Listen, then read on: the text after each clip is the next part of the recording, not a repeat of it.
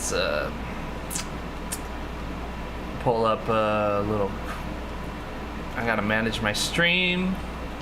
Change my game. Change my game. I need to change my game. Sorry. Edit stream info. Just chatting. This was plaguing me for this longest of 5 seconds. It was just the longest 5 seconds ever. Hello. Oh my god. I am so loud right now. Oh, let me. Hold on. Hold on. Hold on. Hold on. Hold on. Hold on. Oh. Oh. Hello!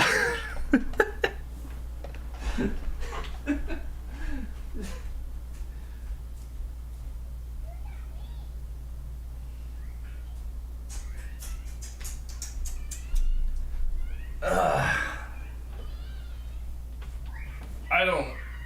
Hold on.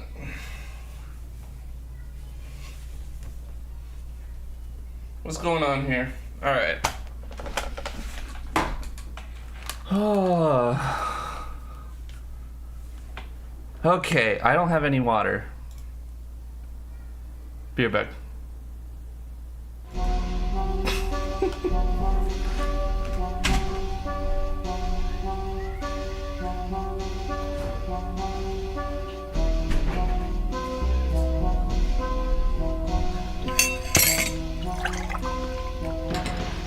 Yeah, that's right.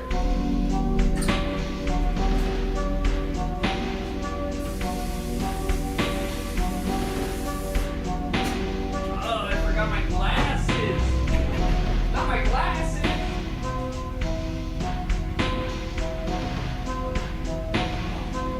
Oh, all right.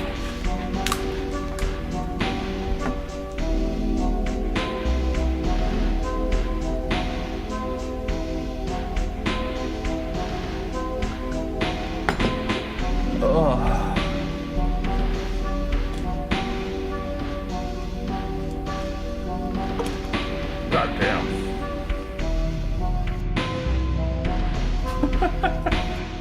By the way, this whole time I knew my mic was live.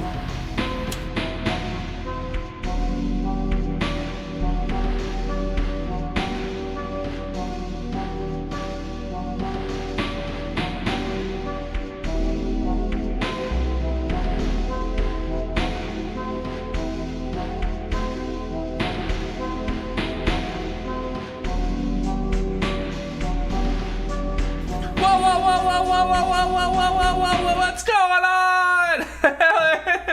Pay attention to me. Witness me. That was me spray painting my mouth.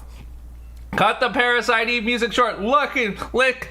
Everybody look, listen, it's about time. Hello, Lecky. Hello, Silvers. Hello, Sham. Hello, STG. Hello, Chanka.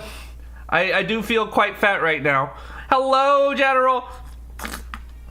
Hello, Mental. Thanks for the follow. Oh, how you guys doing? How you guys doing? I don't have anything planned for today. You're fat and full of yellow paint. Good.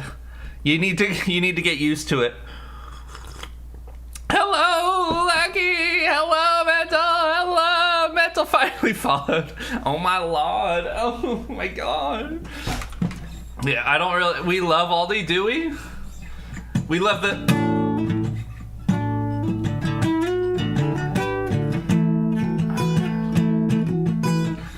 My fucking strings aren't tuned. Get the fucking. We gotta get the. Your toilet is yellow for a reason. Oh my god. We gotta get the fucking. We gotta get the fucking. Alright. Fine. I'll tune the guitar. You guys want me to play the guitar? I'll tune the guitar. I say as if I don't want to, right? As soon as I heard, oh, yeah, there it is. As soon as I heard it, I was like, I want it tuned. So yeah, I feel like shit right now, by the way.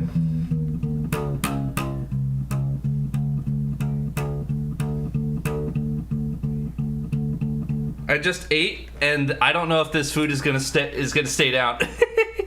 It wasn't tuned, no. Whoa, whoa, whoa! Thank you for the gifted sub, STG. Loathing tomorrow, so same. That's fair. Wait, what? Tune it, Aldi the musical. All right, let's go. Oh, fuck. Oh no, he's gone. Where did he go? I know what's happening. There we go. I updated my VTuber, my PNG tuber, and I didn't update this scene for it.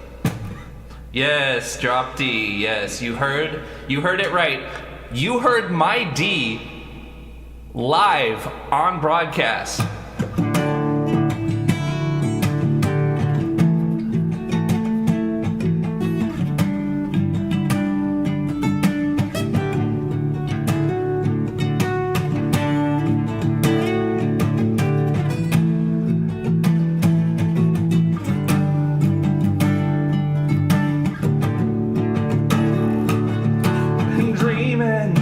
I rise into another world, time and time again.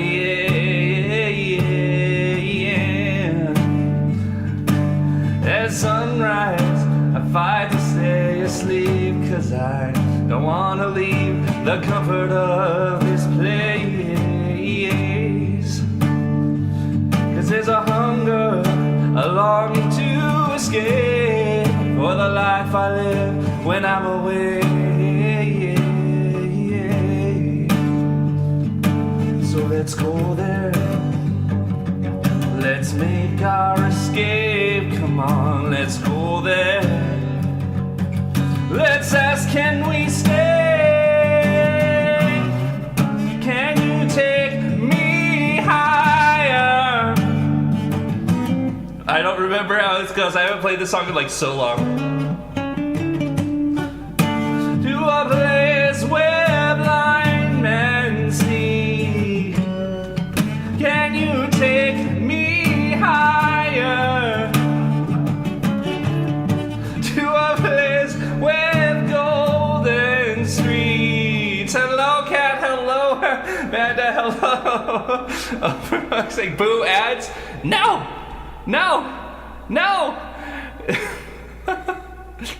Fuck the ads. Everybody adopt a sub and find someone who's watching ads and adopt a sub. Just kidding. No, I've heard people say that before. Ads are for clankers, right? I don't really know too many songs in Drop D. You know, usually what I'm using my D for, I can't really show it on stream, right? Muse keeps giving us cryptid song clips. That is true. Yeah, drop that D. All right. Let me pull it. There you go. That was supposed to be so much louder, but I hit my phone instead of the desk. Damn. D for D's nuts. All right, let me show you D's nuts. Because it's a bag of nuts. Because I have snacks on my desk. You're a bag of nuts. True. Guys, what's music? What are songs?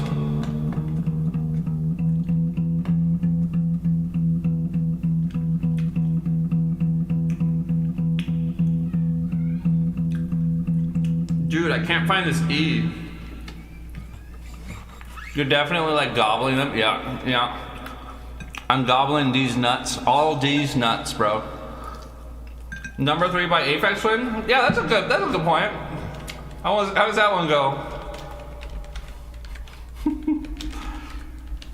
Alright, let me get you.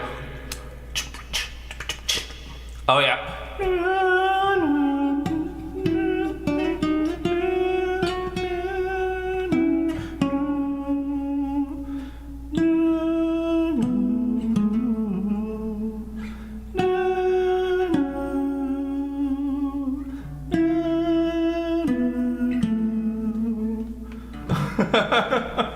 There you go. Mama scared.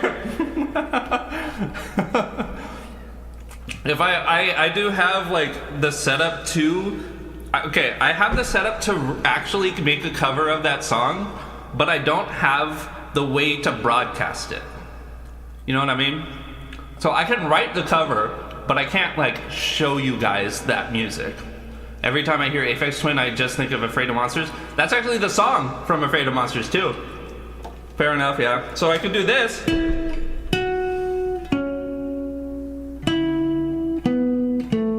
You know? And then there's one that it goes.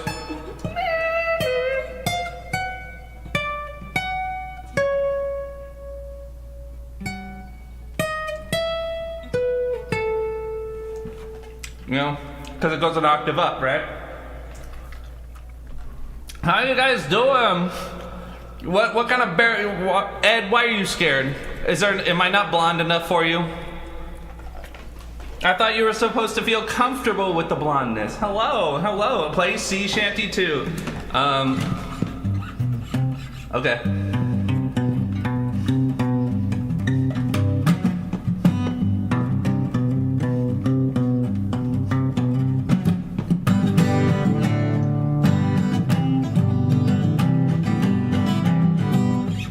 Am I not blonde enough for you? What are you talking about, Maddie? You got purple hair. No. I know what you're saying. You're saying as if you were me. Yeah. It connected. You're gonna eat pizza for dinner? Orenji, you don't even know. On Manda's stream, do you know what they had? They had an entire discussion on what your favorite Jesus Christ, I almost said porn topping. Pizza topping was. So got that Makima hair. Yeah, let's go. I got the Makima hair. We need the pot toppings, the corn topping. Yes, I'm so freaking mad that it's so late. You want that so hard right now? What would you do? What would you do for a pizza bar? What would you do for a pizza bar? What would be open late right now? Pizza Hut. Excuse me. Doesn't Pizza Hut like it's the worst pizza, but don't they have like don't they their hours end like at like 2 a.m. or 5 a.m. or some shit in some places? I'm showing my age here. Yeah. I used to have a Pizza Hut near me that I think it was 24 hour because we used to go there at like 5 a.m. and buy pizza when I was in high school. I don't have to show pizza crap. Yeah, that's so true. In the early 90s, Pizza Hut was the best sit-down pizza eating experience. Okay. In the 90s, Pizza Hut went out of their way to make like a family experience, right? That's so late, it's early. yeah, that's a good one. We gotta give it. Oh shit! Why is it so loud? Sorry, it's probably not loud for me, and you guys can't hear it at all. Here you go. There, let me replay it. There you go. Yeah, the Pizza Hut buffets, they had the salad buffet. And guys, did you know that was kind of the origin of how kale got discovered to be put in salads?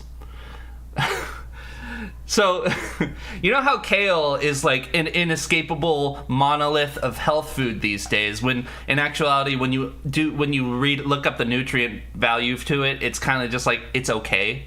It's not that healthy. There's healthier vegetables, you know? But everybody calls it a superfood.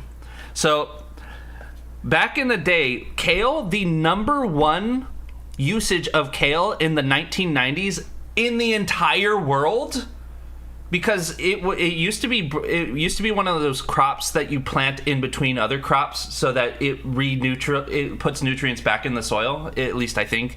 This is what I've heard explained, so maybe I'm wrong. And so the number one usage, the number one market was Pizza Hut. They would line the bars. Let me see if I can find a salad bar for Pizza Hut salad bar. Bar Pizza Hut. I literally said it out loud and typed it the other way. So let's see if we can find it right here. I found it. So this is a fancy fucking Pizza Hut. Let's see. Look at this Pizza Hut. This is the Pizza Hut salad bar. So you see all that green in between? You see all that? That's all kale. And they would buy this fresh every day. And here's the thing, kale was such an under purchased vegetable that they would buy this much kale for cents every day. Cents. It wasn't even in dollars. And so people would start eating I think what happened, I'm not sure if this is what is truly happened, but this was the top purchasing of all kale in the entire world was Pizza Hut salad bars. And so I think what happened is people started eating the kale thinking that it was part of the salad, and then it just kind of, people were like, all right, why don't we just sell kale as a superfood, because it's really cheap. It's cheap cost to make, and we can just sell it at a premium and say that it's really good. We need to bring down the kale and agricultural complex. I agree. We need to destroy. We need to bomb. No. In GTA, we need to bomb kale factories, because that's exactly how kale is made, right? In the kale factory. Leave my kale alone. Kale.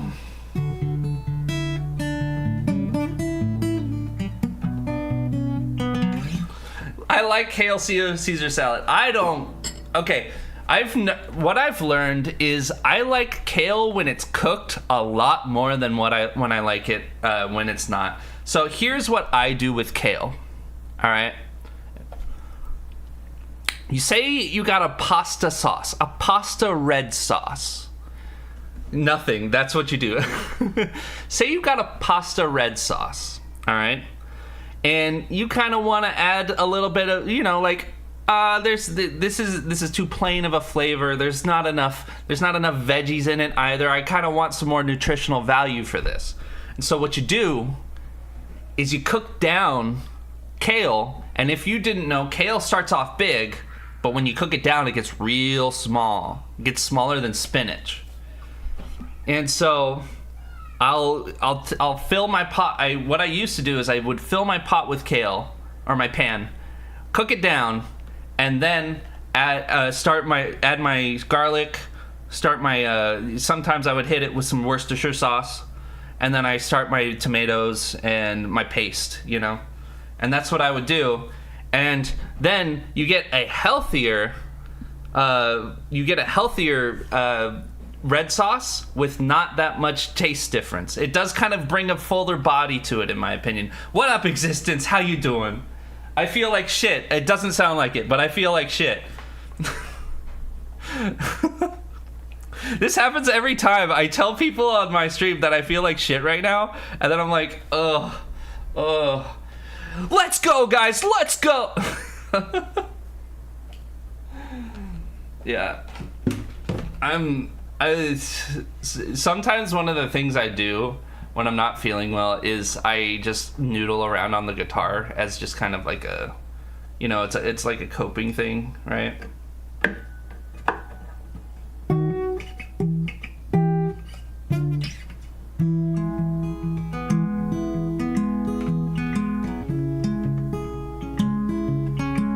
You're recording this?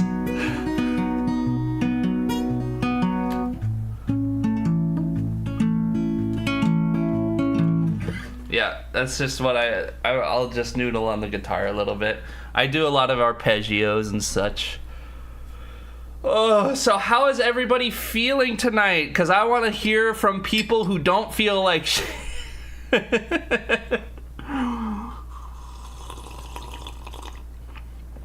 I can explain why I feel like shit too. So, last night, you know what I was doing? I was eating dinner, as you do, and one of the things that I ate was a tiny little bit of hot sauce on it, just a little bit of hot sauce. And then, mistake number one, I was eating food, right?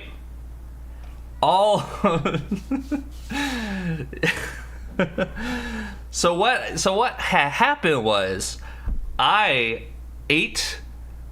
I got a little bit of hot sauce on my dumplings, I was eating a little bit of Waba Grill, and I got a little bit of hot sauce on my dumplings. And so I liked the flavor of the hot sauce, and my mouth, I didn't feel any pain in my mouth, so I thought I was good. And I was like, you know what? There's nothing wrong here. But my stomach had another story to tell. How are you supposed to appear on Hot Ones? I'm not. And so for the rest of the night, I was super gassy, bloated, feeling ill. I was nauseous. And at one point, I thought I was going to go throw up. Actually, at one point, the pain was so severe that I thought I needed to go to the hospital. And I started being like, all right, who could I text to drive me to the hospital? Because I don't think I'm going to be able to with this much pain, you know? And then a miracle happened. I needed to use the toilet all of a sudden. And I was like, oh my God, I am saved. That's it. That's all I needed. It was and then because I was searching for everything, I was thinking about what did I eat. I didn't eat anything that was bad, right? There was nothing that was bad. I didn't eat milk. I didn't eat anything, you know. I didn't eat any, because I'm allergic to milk, you know. I didn't eat anything super fatty, super anything. You get used to it. No. See, Ed, I grew up eating spicy stuff because, you know, it's normal in my family to eat a lot of spicy stuff. My parents made a lot of jokes at the fact that I couldn't handle spicy like they could. But eventually, as I got older, my mouth can handle the spice, but my stomach was no longer able to. So last night was a generational pain. I have not felt such pain in a literal generation. There are people who have been born into this world and started their TikTok accounts and started doing weird dances on TikTok that have blown up and gotten famous in the time between me and having pain as bad as I had last night. So, what did I do? I took some Pepto-Bismol and I waited it out, and then I woke up feeling like I had to throw up. And now, here I am. I just forced myself to eat an entire meal, and I feel like I need to throw up right now. Rip your stomach, yeah. I was wondering if I had food poisoning, but I don't think it is, because, like, you know,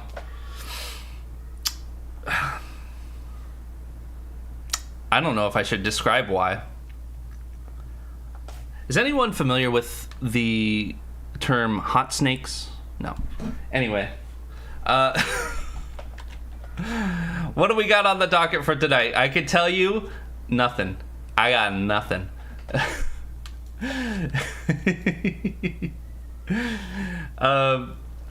Let's not play copyrighted music. That's one thing. We can react to videos. I have a multitude of things that I want. Ooh, 20 streams? I didn't even know I streamed 20 times in the entire history of the world. Now, wow, thanks for keeping up for 20 streams existence. What do you guys? I don't know. I have several rants. Hold on. I got you. No, I don't have you in time.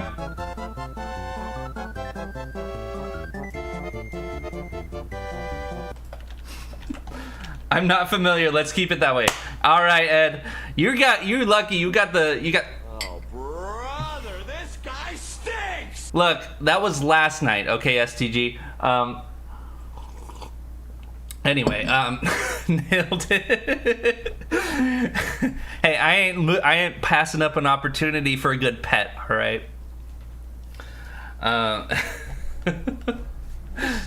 This person doesn't know what the hell he's doing. Yeah, that's true. That's true. Thank you, STG. So I got rants I could go on. I got videos we could talk about. I don't think I'm down to play a game tonight though. I want to kind of keep it mellow, keep it chill, and I want to hang with you guys. You know what I'm saying? A chill night out at Aldi's. You know. Can you express to these people your love of king cake? All right, so. Imagine in a world where both cake and cinnamon rolls exist. Now imagine yourself eating both in one serving. That's right. You get the creamy cheese frosting, but it's not cream cheese in a cinnamon roll way. Let's go. No, not that. I don't want it. Here. I found it. Here we go. Look at this. He loves the Cake of Kings. Hello, Colt. How are you doing? Look at this. So, what I remember of King's Cake, with the Mardi Gras beads too, yep, and the Mardi Gras coloring. Did you guys know that Mardi Gras was the day before Ash Wednesday? I didn't know that. Anyway, I'm doing good. I'm glad. I like seeing my chatters happy. That's why I do this. That's why we're playing. That's why we played these games before. So this frosting is much like that of, it's a lot of times it's cream cheese based, but it's more of a light. If you're thinking of cinnamon roll frosting, it's a bit lighter than that. It's at least the ones that I've had, it's lighter weight, but it still has some of kind of the tang of a cream cheese frosting with a little bit of the body of a cake frosting. You know what I'm saying? It is more like a cream cheese cake frosting, but it still is a little lighter than that, I would say. And what we have in this body of the cake is a gooey cinnamon roll-like texture, but with the taste of a cake. And in between every layer of this gooey cinnamon roll-like cakey goodness is a fruit of your choosing or more cream cheese. It's all in there. What I would always get was the apple filling, and it was an apple cinnamon filled. And it did not taste like an apple pie, but it tasted like the gooeyest, goodnessest of all the cakes I have had. I think, look, if cake marriage was legal, I think this would be the first thing. I think we would be at the courthouse by tonight, okay?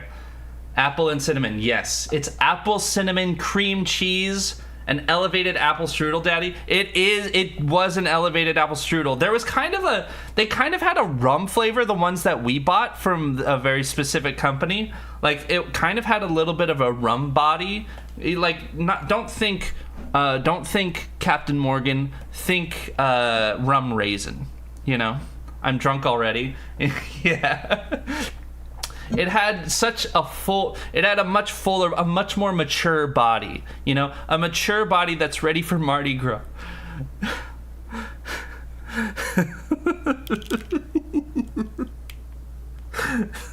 All right, I gotta stop making Girls Gone Wild references, but it was absolutely delicious. I haven't had it. That's my text tone. Don't pay no attention to the tone in front of your mirror. Okay. I find it funny how I discovered your obsession by accident in a random conversation. Yep. I saw Three Kings cake because it was listed as a Christmas dessert. And I was like, what the fuck is that? And then I look it up and it's like, oh, Spain. And then I saw something in the suggested, like in the images in Google Images, and I was like, wait. Best stream still, thank you. I was like, wait, what is this? What is this? I recognize this king. And then I was like, king cake? And then it was like, let me see if I can play it.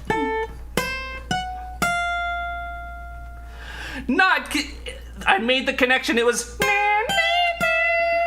king cake. No, I've been missing that for so many years. It's a flavor I haven't had since I was a young adult. I was of drinking age when I ate it, but still, it was a long time ago, and I haven't had it since then, and I want to have it again. Ugh. All right, no. I should have given an epilepsy warning before I did that. Sorry, guys. Oh. And then sometimes, oh yeah, let's pull this up. Sometimes it do just kind of be like this too. You know? If you haven't had a cake with a full body, you know, a rigid body, I think you're missing out. Because most cakes, they're celebrated for being warm, moist, and they fall apart on your fork, right? But king cakes, you need a knife a little bit. Depending on the cake you get, you might need a knife. The ones I got, I needed a knife. But instead of being moist to the touch, it was fall apart in your mouth, gooey.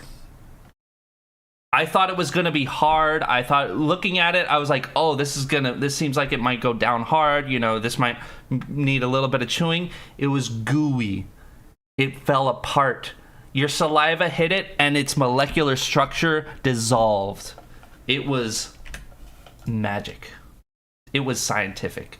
Why you eating plastic babies?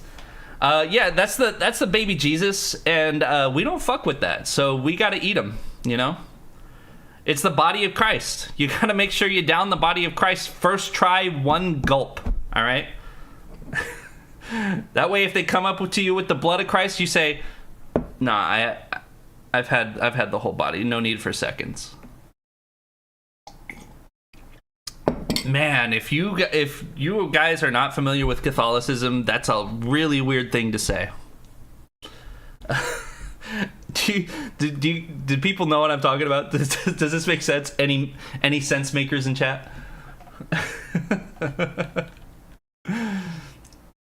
You know what? I got reminded of something from Manda's stream. Nope. Look, I'm not sure about the name, but you've convinced me to try these kink cakes that are moist. King cakes that are moist in the right areas. Yeah. Some of them, they got a little blonde sugar on the top. You know what I'm saying, Ed? I don't know, you know? There's a little bit of blonde sugar on top. So maybe you could try one of the blonde kings. Anyway. The blonde kinks? No. I'm not really familiar with any specifics about any religion besides it just being time. Okay, well, so there are these wafers in Catholicism and also other sects of Christianity where you put the wafer on your tongue and they say that you're eating the body of Christ, and it's kind of supposed to be like, oh, he died for your sins, and this helps absolve you of your sins or some crap. And you say the body of Christ, you put the wafer on your tongue, you eat it. You swallow it in one go. You deep throat Christ in one go, his entire body, and then checkmate. And then they hand you a little goblet of wine, and they go, and you go, and they say, "Blood of Christ." Try blonde kinks, bro. I was born with it. Let's go. Maybe he's born with it. Maybe it's blonde kink. You ever think about that? Nope. I think I did. I think there's a sound effect that's on my my hard drive. Let me see if I can find it. I think I need this. I might need... Well, okay.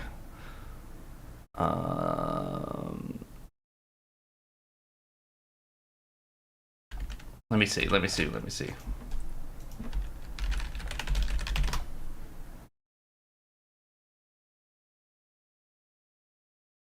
Wait, no. What the fuck am I trying to find out? Okay, I forgot words. Sorry. I know of Jewish matzo due to the weird video, Sam the Matzo Man. All right. He's the macho man. Meant what? Sorry, I was there. Here. This is the sound that I was thinking of. Yeah, this is what I was thinking of. Ooh, yeah, macho man. So, I don't know, man. I was about to play a video that's, I don't know why I would play it. So, okay, well, let's, whoa. Whoa. My video is getting fucked up right now. What the hell? Alright. Okay. So they talked on Manda's stream. They talked about Robert E. Lee being related to George Washington, and I don't know why the video is doing this.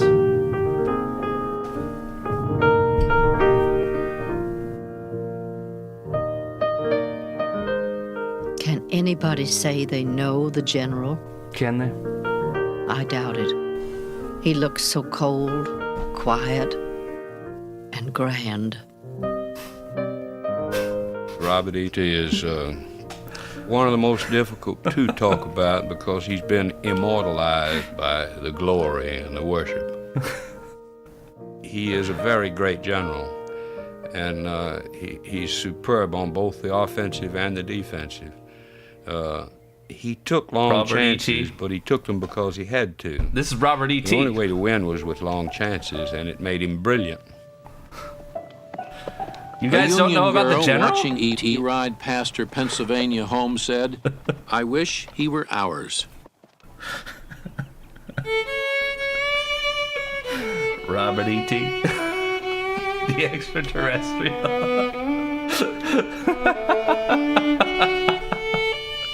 For the first 6 months of 1863, Robert E.T. and Stonewall Jackson had carried out one of the most extraordinary military campaigns in history, smashing huge federal armies at Fredericksburg and Chancellorsville, and winning the undying love of the South. His name might be Audacity. He will take more chances and take them quicker than any other general, North or South. In the summer of 1862, defying all military convention, E.T. divided his tiny force and then attacked the huge Union Army. In just 1 week, Robert E.T. had completely unnerved the Union general and demonstrated the strengths that would make him a legend. Elliot. Surprise, audacity, and an eerie ability to read his opponent's mind. In just 7 days, McClellan, Little Mac, had been totally out-generaled. All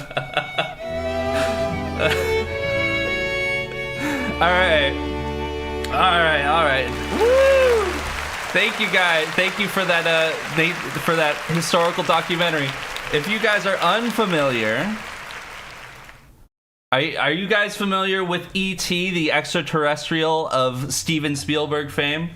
Well, the ending Little Mac, that little guy, Little Mac, is actually it's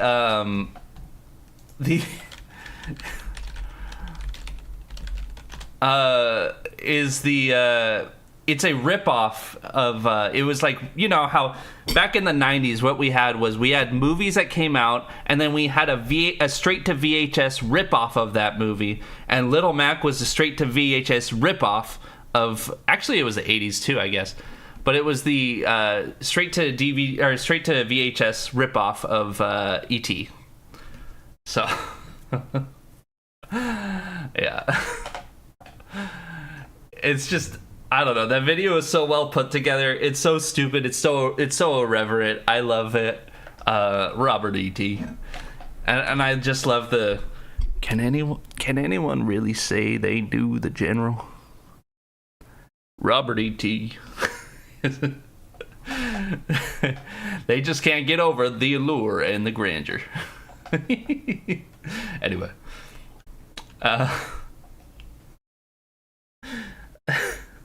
Sorry, guys. I'm cracking myself up. So...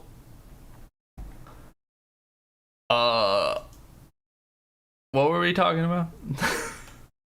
Macho Man Randy Savage. Is that what you were referencing, STG?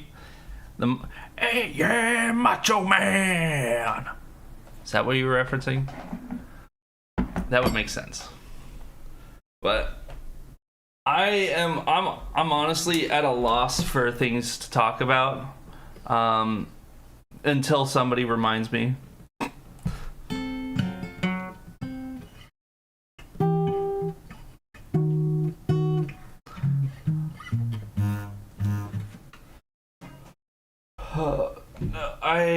Sorry guys, I think the stomach pain started hitting me. It's free real estate. It's free real estate. So I got plenty of things to go. I got plenty of things to say. Okay, something I talked about in Amanda's stream. All right. I think that...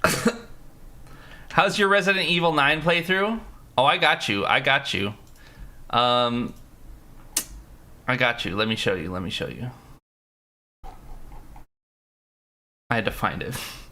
Sorry, it's okay. You're so excited. I understand.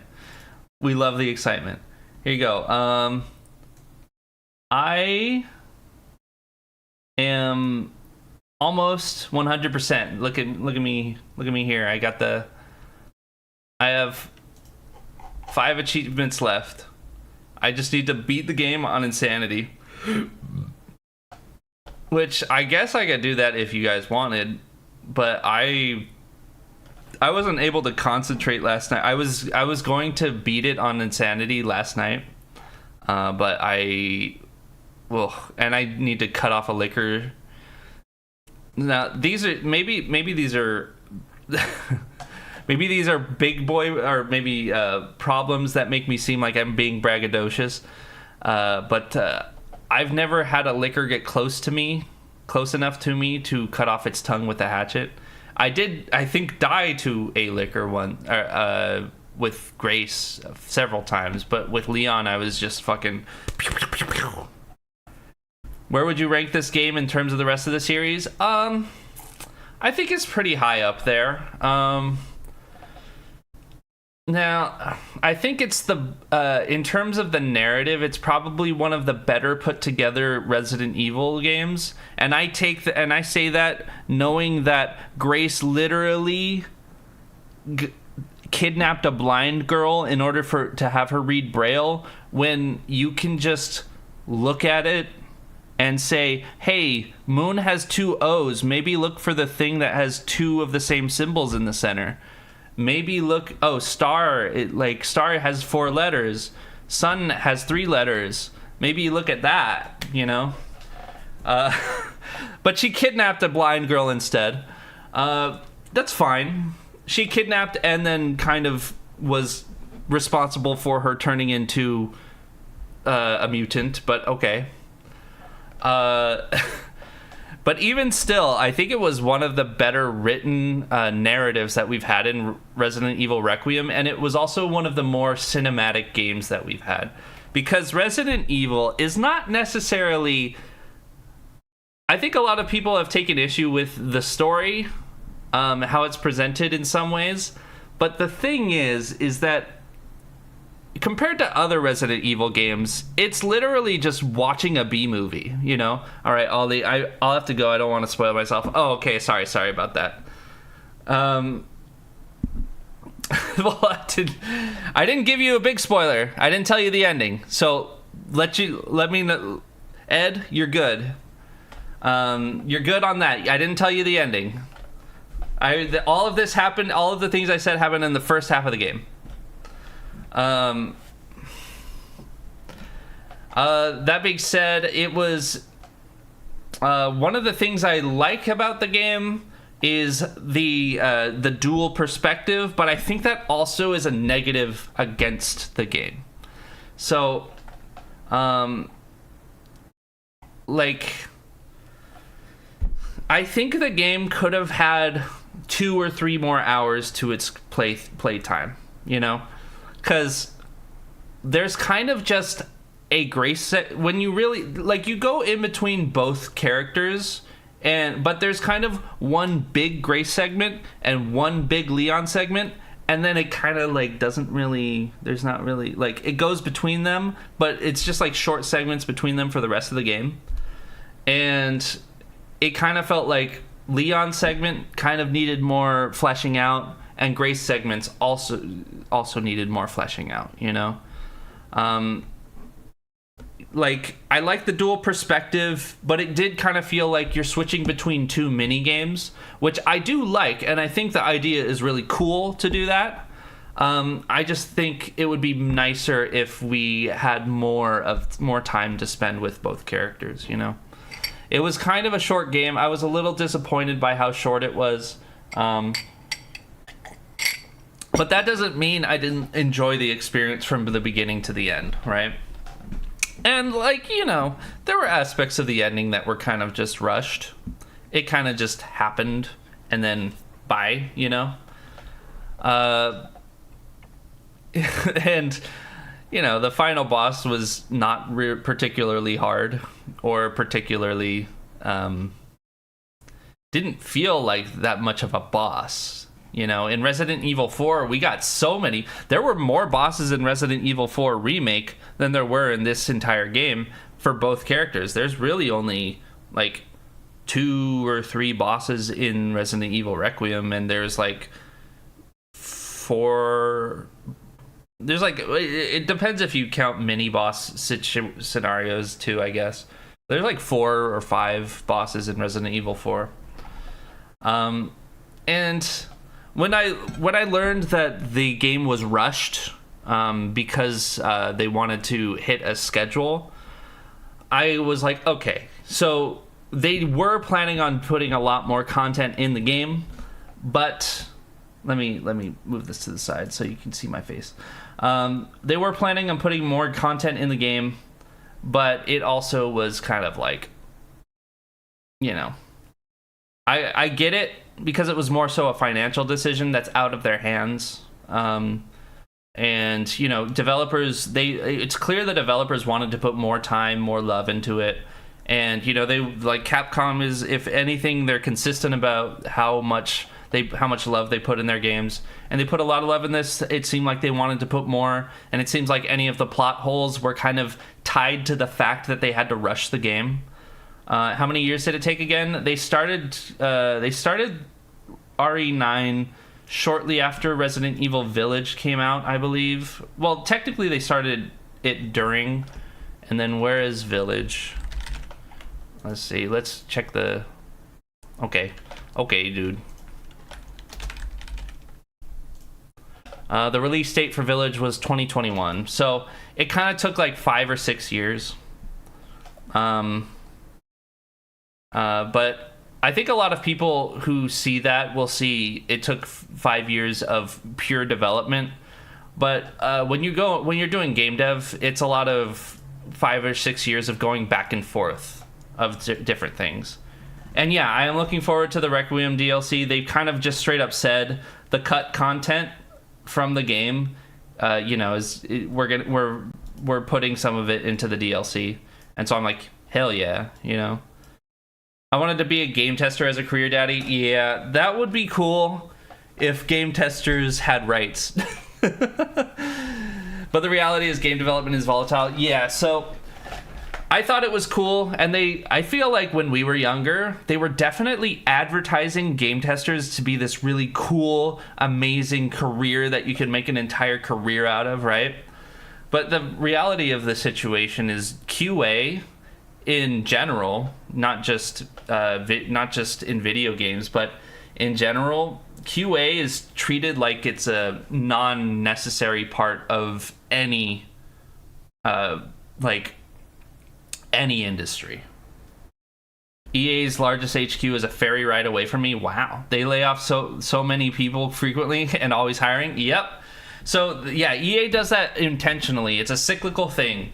So what EA does is they lay off people so that they don't have to give them certain benefits or certain pay rate. They basically will lay people off right when it comes time to discuss raises and promotions, you know? And they'll fire them right before the fiscal year ends, so they can report their loss. It's something like they report their numbers as higher than they need to, and then they rehire people and they hire them at new hire rates. So it's constantly, and that's why we constantly get Call of Duty games, even though the developers are kind of third part. You know, they're not part of EA proper, but you know, EA provides developers for them. Yeah, EA is mostly a publisher right now. Yeah, absolutely.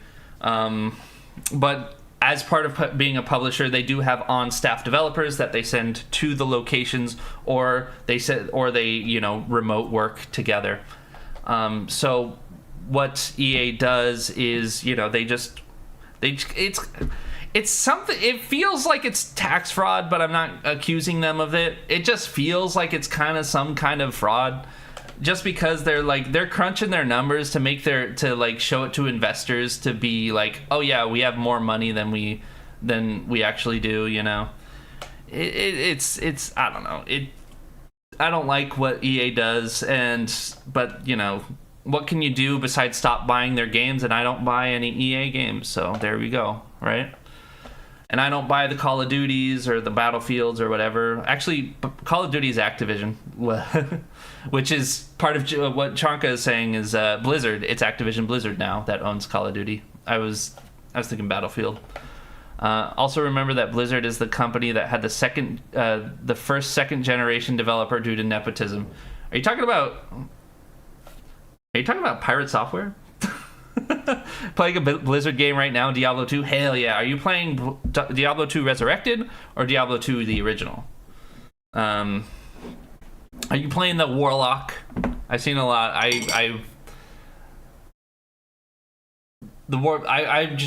I'm kind of floored. Like, here's the thing.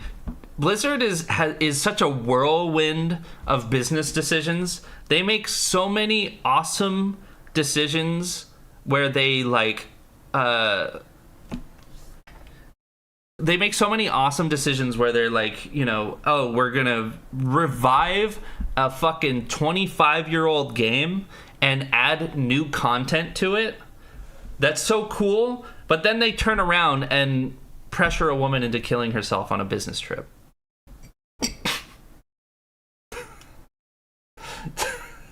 God. No, but so I've had family that's worked at Blizzard, and so I was very privy to. Yes, I yeah, I've worked at Blizzard for 7 years. No, I've had family that's worked at Blizzard, and I'm not gonna say who they are or anything. I don't think there's some games they probably don't even come up in credits for anyway, because of contractor work and whatnot. And so I was very aware of the work culture at Blizzard before there started to be reportings on the work culture at Blizzard.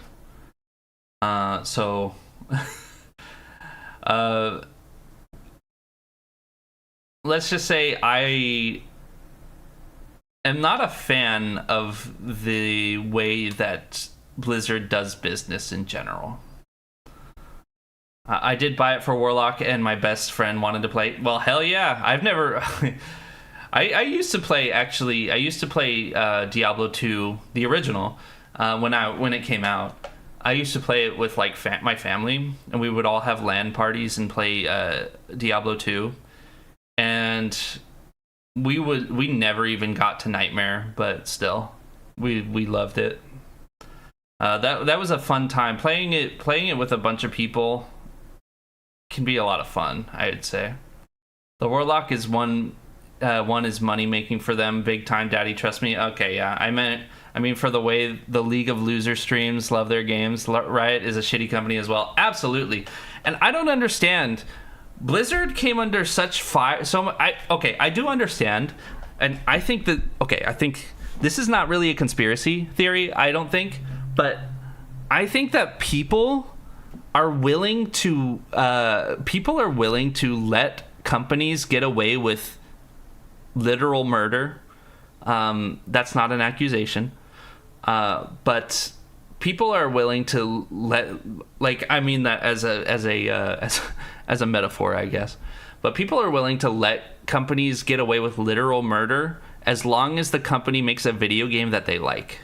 Because did you notice that when Blizzard came under fire for their corporate culture, they came out, that's when they were coming out with Overwatch 2, and everyone was hating their decisions with Overwatch. And it like people, and then it blew up because people are like, see, they suck. They're terrible human beings. They're making terrible games, and they're not listening to any player input.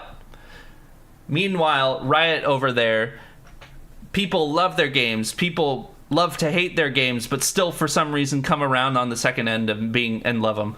And then Riot comes out that like, oh, this higher up person, sexually assaulted members of staff. There's a history of ignoring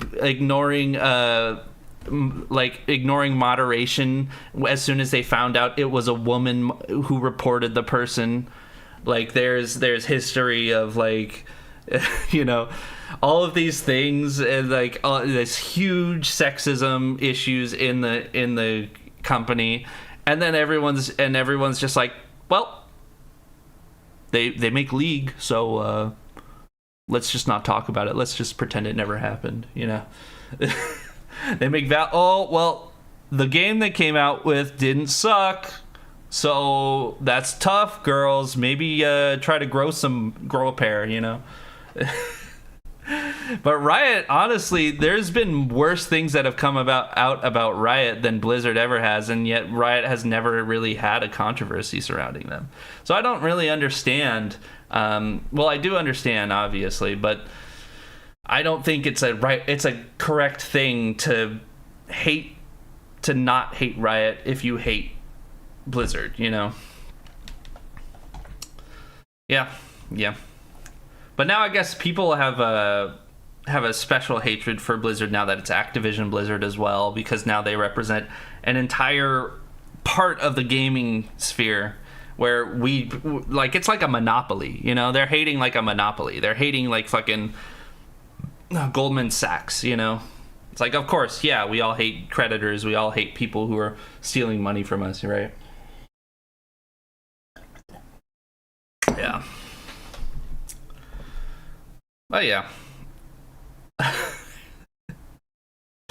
There's a lot of stuff with the gaming industry, and my issue is always, I think that a lot of people and what bothers me is a lot of people put blame where blame isn't due, right? Because if you have issues with these parts of games being made, it oftentimes is not the developers, the people who are on the groundwork actually doing the work, the people who are coding lines into your video game that are to blame. It's more often than not the people who are up top who are telling the coders what to do, telling the game developers what to do, and saying, I have money, do what I say, right? And that's what's always kind of bothered me. Like, I I think the biggest example of this was Hello Games, if you guys are familiar with No Man's Sky. I don't know if you guys are familiar with it. So let me give a brief explanation. So No Man's Sky was like, during the press release, they were saying like, there was like a whole bunch of stuff, and people got this idea that it was going to be the best game fucking possible. You're going to explore things, and then like you're going to be able to do things that you can't even do in video games. Like it's going to be such an immersive experience. You're going to exist in space, you know? And people really got like this idea that it was going to be this amazing game. But when you actually watch the interviews, the developers who were watching it, or who were reporting it and answering questions, they were saying it was mostly Sean, right? What's his name? Hello Games Sean. What's his full name? Sean Murray. All right, it's Sean Murray, our British boy, salt of the earth, our boy. Unless some kind of scandal comes out about him. Our boy Sean. So our boy Sean, he was the face of the company. And so what he did was he was constantly kind of trying to do damage control. If you really watch the actual interviews, what they say, it was the interviewers were actually trying to make promises on Hello Games' behalf more than Hello Games was making promises. They were saying, is it true that you'll be able to exist in real time with other players? And then they were like, and then he was like, you know, that's one of our goals. Or he would say kind of like, he would say something that was a soft yes. But then like, as the interviews went on, he was kind of like, well, that's not really where the state of the game is, right? And if you learn about what actually happened in the behind the scenes, so Sean was actually pressured at first by the publisher to say a lot of these things and to overpromise, and he's been very clear about this, like, because as soon as they parted with the publisher, he stopped making promises. He immediately stopped saying, and he was like, guys, you need to temper your expectations. Because what the publisher was doing was sending information bites to interviewees making these promises, or interviewers making these promises, and then Sean would kind of have to just do damage control. Our little baby boy Sean over here. He was kind of doing damage control to kind of be like, hey, let's stop. Let's maybe temper our expectations. But then he also was beholden to the publisher for a long time, and he was like, okay, I kind of have to say some of these things because it's in my contract that I have to say some of these things, right? And then as soon as the game was about to come out, and everybody, if you don't know the shitstorm that happened with No Man's Sky, it came out, the internet fucking hated it. They destroyed it in reviews. They attacked it endlessly. They wanted to completely destroy everything that the game ever stood for. There was literal death threats being sent to Hello Games' studio. They were sending mail. There were picketers outside of their office who were screaming at them, "You fucking suck," or whatever. I don't know. I don't remember what they were saying. But they showed up to their studio and were threatening them, you know? But what did they do? They cut off all social media contact. They stopped contacting people. They got to work on the game. They were like, we're going to make this the game that we promised that it was. And then they worked over and over. And that's the thing, is that to me, that's the greatest story of publisher versus developer, because the developers they wanted to make the game that they were promising. They wanted to do this, but they were given a very short timeline, and the publisher was kind of like contractually making them make promises, you know, and making promises for them. I didn't know the story was like that. Yeah. And so like people were saying this is the most hated face on the internet, you know, and there's still people who are not familiar with the current state of No Man's Sky who hate Sean Murray right here. They say he's a punchable face, you know. And, you know, you're entitled to your opinion as well. But the issue being is that Sean Murray was never responsible for any of these things. he never really, like, people say that he was, you know, he's the face of it. He should have been this, that. But what happened with the publisher is they actually pulled out of the game a few days before launch and then didn't provide them any support, financial support. So that any copies, like any expenses or anything, they were like, you're fucked. It's your expense now. And so so what Hello Games had was either you guys operate in the red, so they operate with a huge amount of debt and continually keep building the game, or you just go bankrupt, file bankruptcy, and throw in the towel and fucking like they die, you know, they die as a company. And Sean himself, so if you didn't know, also Sean himself had a stake in the company, and he put his personal money into it. Sean put his personal money into the game, and he had a personal stake, and the debt that he was accruing was tied to him. So he had, I don't remember the figures, but somebody gave this figure in a video that I watched. I think he had something like $500,000 of debt tied to his name at the launch of Hello Games. That was just this was money that was already spent that the publisher was promising him, but now that publisher was gone and was no longer going to hold, like, they were no longer going to honor their contract. So it was Sean who held the debt. Yeah, it is wild. And so what he had he was like what would most people do in that scenario? Fucking quit, right? It's insanely, like, there has never been a case where the video game industry has bounced back from that. Quit the job. Yeah, if he quits the job, he still inherits that debt too. And he was basically, from what I heard from a video, so this is like third-hand information for you guys, but from what I heard is that he gave his entire team the option to step away and then, like, guys, have a good clean break. You know, you guys don't deserve these death threats. Step away. If you need to take care of yourself, take care of yourself. But every single person stayed on because they believed in the product and they believed in Sean, and they had an appreciation for what he was doing, right? Because he was, for all intents and purposes, the person who was in charge of the project, you know. And they stayed on, and not only did they make the game, not only did they build the game up to what was promised, they are continually releasing new free updates to the game. Oh shit, you're the have a nice life Mario person. What's up? Hey, Santi, how you doing? And we were just talking about a little bit of game industries. How you doing? And I am that. Yes, I got a little bit of. Here we go.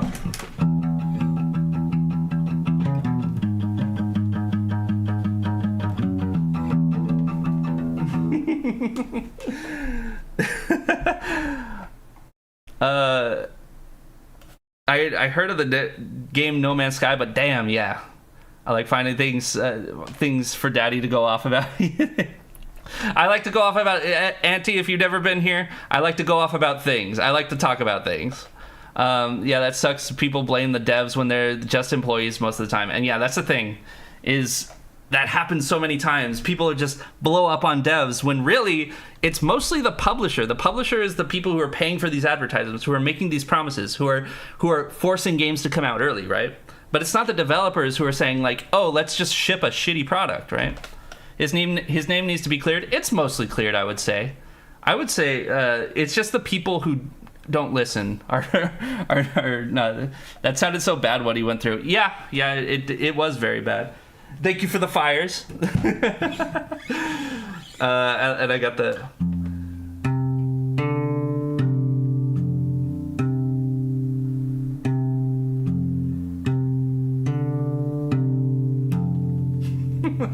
If I die, and I will. Oh, please, please raise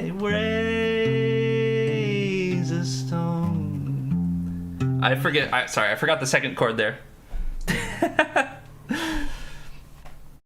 That's another song by the person who made "Have a Nice Life." If for those who are unfamiliar. But yeah, yeah. So Sean Murray is a very interesting story. I'm back. How much stuff did I miss? Whoa, you missed a lot. Meow. What's up, Cat? What's up, Cold? How you guys doing? We got Have a Nice Life fans stuck in the chat now. We got my people in the chat now. I'm doing good. That's great. Wait, did you just get another VR lap dance? Let's go. Let's dance. All right, I'll give you guys a VR lap dance. No, never mind. Me? Yeah. I mean, maybe Cat. I don't know. Do you get lap dances in VR chat, Cat? I don't know.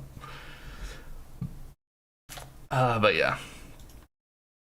There's a lot of stuff, and like, I don't know. I think a lot of people like to make stories about corporate greed and human greed, right?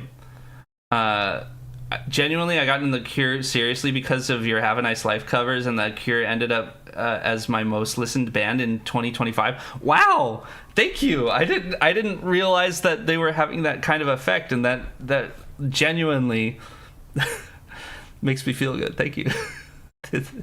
My heart is warming right now. I'm trying to describe it because I'm so stiff, as you can see. But thank you. I also got I got the Cure right here. Let's go.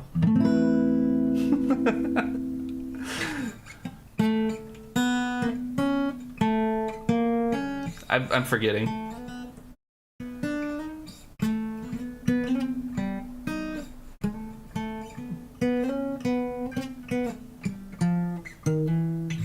I'm forgetting it. I'm sorry. That was like one of the first songs I learned on the guitar, and so it was that long ago. What about me? What are you up to, Kat? What you doing? You weren't able to attend this week? Ah, damn it. All right, there's always next week though, right? I have arrived. Hello, Xenix. How you doing? Someone said something about me. Well, I asked if you're getting VR chat lap dances. You know, I plan on going this week. Hell yeah. Colt, our buddy, to explain for people without the context, Colt plays VR chat and has friends who do lap dances in VR chat, and so they go and support their friends. Made my night, Chief. Thank you. I mean, thank you for supporting me. Holy shit. Thank you for saying such kind words. Sometimes I forget I exist, you know. Although I am a Have a Nice Life fan, I think that's kind of a I think that makes sense. That's like what the whole point of Death Consciousness is kind of is, you know. I miss so many Manda streams. Hi, Colt. Oh, how's the play going, Xenix? Big mood, yeah. Yeah. My friend doesn't do lap dances. They brought me to a club that does. Oh, okay. Okay. I completely misunderstood your first story then, and I'm glad to know what you mean by that now. Good. Last day is the 21st. Ooh, wow. You guys are doing like that's like a full 3 or 4 week run. That's a nice run. Hell yeah. I hope attendance is up. I hope you're having a lot of fun. You know, I'm hoping it's a good time. I got my copy of Death Consciousness right here, right next to it. Well, wait, it's in a different box. This is my Giles Corey. Whoops. Oh no, here it is. Let me read from the scripture. Okay.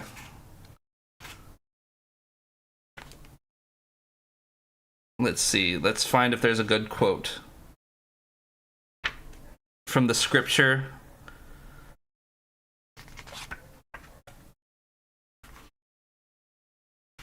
I'm just going through it. All right. And the child spoke. Then why has no one asked the question? Why has no one said the words that we all long to hear? Why have I not heard those words on your lips that you whisper in your sleep when you are restless and your heart cannot stop pounding inside your chest to be set free of its relentless tasks? Of the prison that is your life, to which you enslave all parts of your body. Cassius began to sweat and was angry and said, "You are only a crippled child. What question could you ask that I could not?" There you go.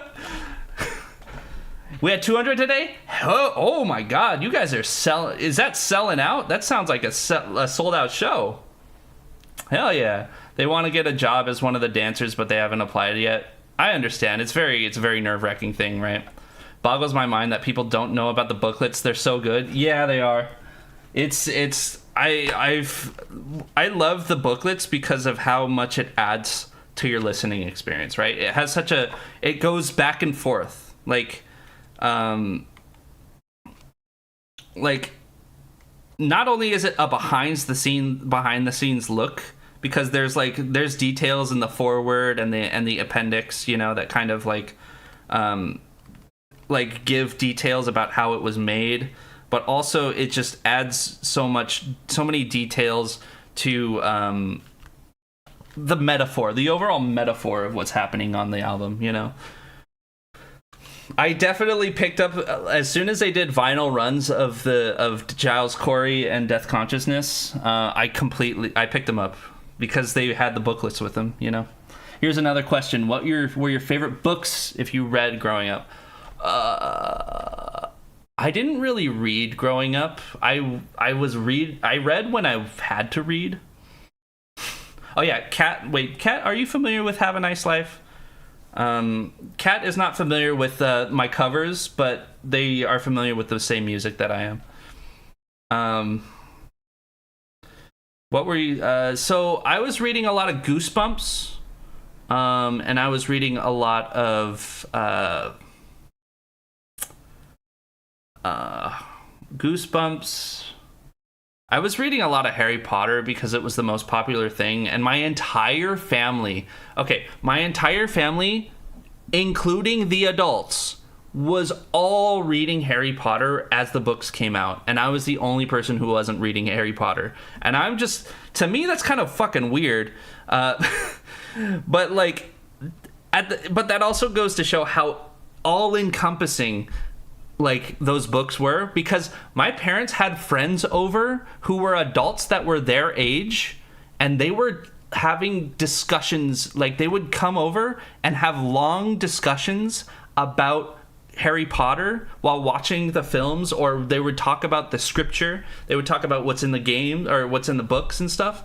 And then they would be, some of them would be in Harry Potter costumes, and I'm like, these are people my parents' age who are doing this. They're in their 40s, and I don't think it's obviously I grew up with it, so I don't necessarily think it's weird, but it was just kind of, Harry Potter was that all-encompassing, right? It was so much. I like the Goosebumps more for the book covers. Yeah, I like the book covers. The book covers freak me out, and I would straight up have nightmares about some of the book covers, elaborate nightmares with a bunch of story going on. Do you like other Have a Nice Life stuff? Sea of Worry has some bangers, very coverable stuff, just saying. Yeah, I started working on Cropsy, but that got lost in a hard drive. So what I was doing, I wonder if I have Cropsy sitting around somewhere. I can play if I have it on my Google Drive or something, I can play what I had before the hard drive crash. Let me see.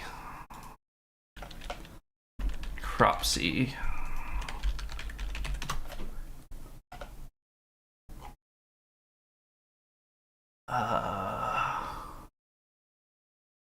Okay.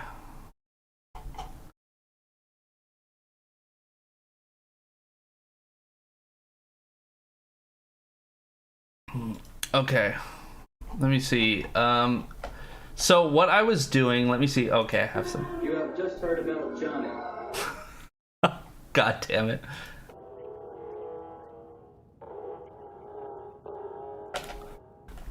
This is what I was doing for the intro.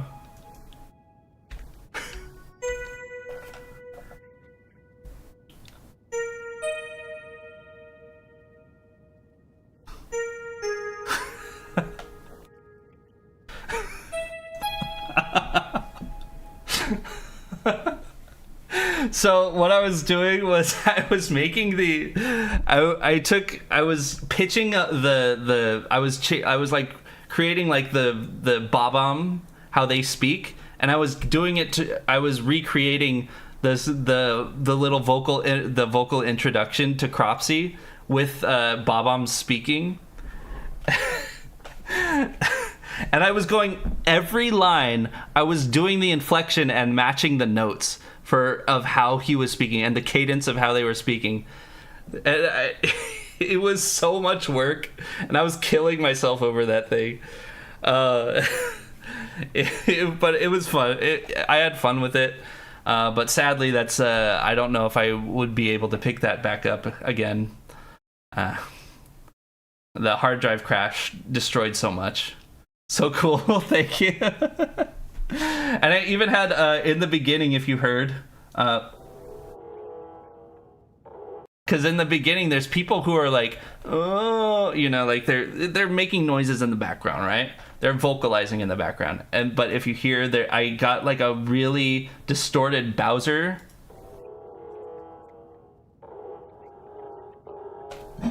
Yeah, I used a really distorted Bowser for the background. So my parents, specifically my mother, were telling me I ought to get back with my ex. It resurfaced feelings of longings that I had for my mission I tried to get rid of. Oh my god, that's the worst. I had I had this ex that my parents loved more than me. And it's like not even, you know. Existence, what's up? Existence, if you didn't, anti-existence in the chat is the guy who does all of my, if you see his, you see he has the Giles Corey. That is the artist that did all of the covers and all of the cover art for all of the covers. He didn't do all the covers. Okay, he did all of the art for the covers. So all of the CD, the album art is all handmade by Existence right there. Now Existence is doing on his channel. He's doing long plays of Legend of Zelda mods. Not Wind Waker, just Zelda 64 mods. At least for now. I don't know if he's gonna branch out. That's up to him. But he's doing Majora's Mask and Ocarina of Time mods over on his channel. Just throwing a little love on that name in case you don't have to be interested in it, but in case you are. He has some really exhaustive videos that he spends so long making, like the 100% guides to Ultimate Trial, Sands of Time, and different popular mods. Yeah. Big projects, I would say. So back to what Xenix was saying. So I had this ex that my parents loved like more than me. They like straight up loved more than me. Like they were like, when is she gonna come back? When are you gonna have like? And then I was like, and then I didn't realize for years because I wasn't talking about it with them, but my parents were straight up like hoping that I would marry her after we had broken up. Like we were broken up for like 4 or 5 years or something. And then what they did was like, well, she's single. She says single on Facebook. And I'm like, no, Mom, she got together with somebody else immediately when we broke up. She is still with them. I think they're engaged or getting married. And she's like, no. And then like they had this mind break moment where they couldn't handle the fact that she was going to get married to somebody else. And I was just like, guys, it's hard enough for me to learn that information, but why is it hard for you guys to learn that information? Like, dude, it's fine. Like, she's out of my life, although that's a whole bigger story. I gave a very, very short version of that. This is the ex that Dear John me. Yeah, that's we don't want to revisit that, right? We don't want to revisit that. Dear John is breaking up with a letter, for those in the chat, I think, if I'm remembering correctly.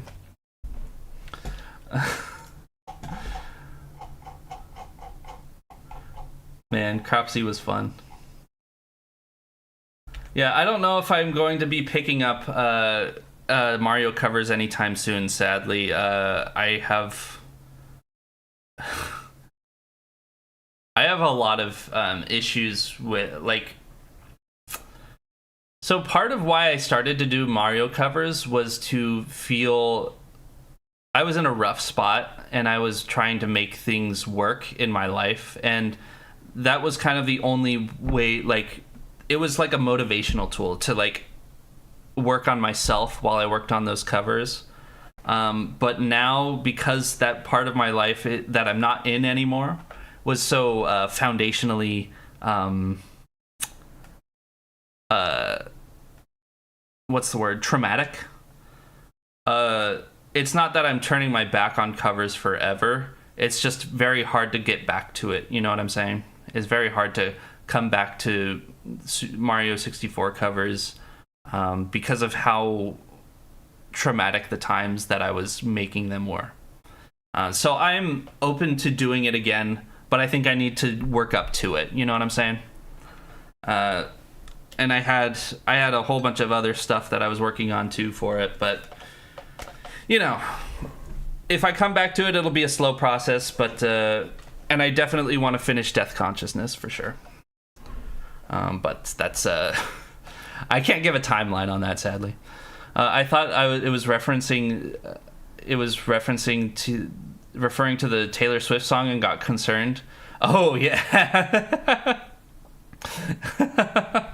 Oh boy, let's hope it doesn't do that. Gotta work on my songs a little more. Oh, I feel that, Cat. I feel that. I keep going back to music, and I keep trying to get back into it, and like it's just like, I think making music used to bring me a source of comfort, but because of how situationally it was so profoundly, my life in general in that time was so profoundly, like, fucked up. Now it's becomes harder to come back to it and enjoy it. It's become very hard for me to enjoy making music. So it's kind of a slow process for me to get there. But I think you guys can understand where I'm coming from that, right? I don't know. I think everybody has those things that it's just like, it's like something that happened in your past, and it's really hard to come back to it. Even though you want to, even though it was something you had so much fun with, right? I don't know if everyone has that, but I think it's kind of maybe a relatable experience. So it's breaking up with a missionary or service member. Oh, that's right. Okay. Basically saying they found someone else. Oh, okay. Right, okay, missionary service member, right. So breaking up with them in a letter and stuff, yeah. I also have art burnout, and I get it. I have to reframe my whole relationship with it. Exactly, Auntie. That's exactly what happens, yeah. And absolutely I want to reframe my whole relationship with it, I think you get it too. Like, it's like this thing that it's like this burning desire that still exists within me that I constantly want to go back to, but it's just like, but you got to reframe the whole relationship, right? First. Because I do keep going back to it, and I do keep having, like, repeating the same feelings and the same issues that I had. And it's just a long process, I think. But yeah. I mean, honestly, me being able to talk about it like this on YouTube is that was a long road in of itself to feel safe enough to talk about it. But I think if any fandom is going to be understanding of burnout and trauma, I think it's the Have a Nice Life fandom, right? Hell, that trauma is probably what got you here in the first place. It's what got Dan here, right? Dan Barrett is the, for people unfamiliar, is the singer and leader of, well, kind of, sort of leader. I don't know. He's the face of Have a Nice Life. Tim, I would say, has the equal amount of power and say in the band, but you know, people more so gravitate towards Dan Barrett. Let's take our time. Exactly. Thank you for being so understanding, Auntie. That was one of the big things I was scared about for coming back to YouTube too. Is I was scared of like, would people be as understanding of my situation, right?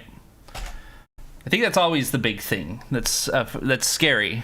You know, you don't know who's going to be understanding and who isn't, and you got to just roll the dice on it. Whew. Oh, and my title, the stream title, is not just talking. I feel sick, but it's not an emotional unwellness. It's my stomach hurts. I ate something bad last night. So that's not, the stream title's not meant to be cryptic for anybody just coming in. But yeah, dear John.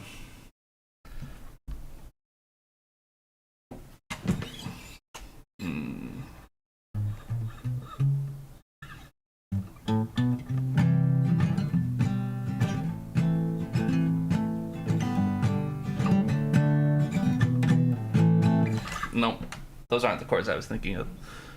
But yeah, sorry. So, wow, I talked about a lot of things that I was already planning to talk about. Wow. Oh, my stomach. Oh my god. Sorry.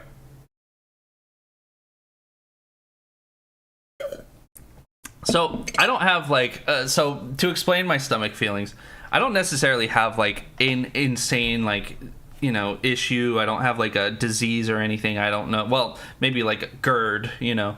But it's just, I ate something spicy, and sometimes spicy things just fuck me up. And sometimes it fucks me up for, like, my mouth can handle it. It's not a mouth thing, but, like, everything else just can't handle it. So that's where I'm at right now. And I was like, you know what? I want to stream because I want to stream, you know? I want to do this. Even though I'm not feeling well, I still want to do this, you know? Because I'm having a lot of fun on these streams. I don't know. Auntie, if you want to catch some more streams, hell yeah. Thank you for your time currently. But yeah, thank you for... I'm on Twitch as well, under Alden Dwyer, if you want to go there. Your preferred watching... I don't, like... watch how you want, but normally we're playing games. We're playing a variety of games. Like you could see, I streamed Resident Evil Requiem. I'm thinking about playing some survival horror games next. I bought a few games during the winter sale that I've been wanting to play on stream but haven't yet, because Resident Evil 9 was coming out, you know. But yeah. I'm now driving. All right. I respect you not chatting and driving. Man. But yeah, we can talk about... I don't know. What's something musical you guys like right now?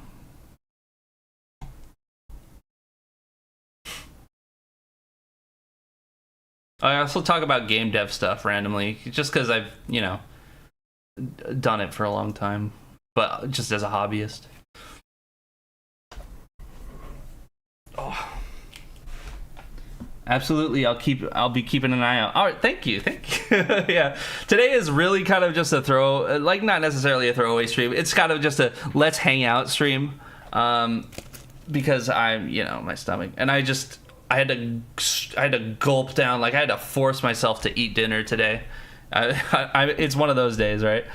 I've been getting really into black metal. Ooh, are you getting into some of the stuff that's also on Flenser?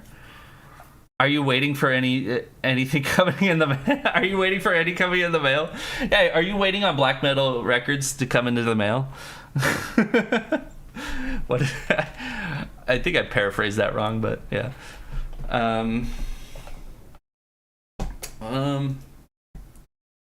What's the other song? What was this? I think I started The Future.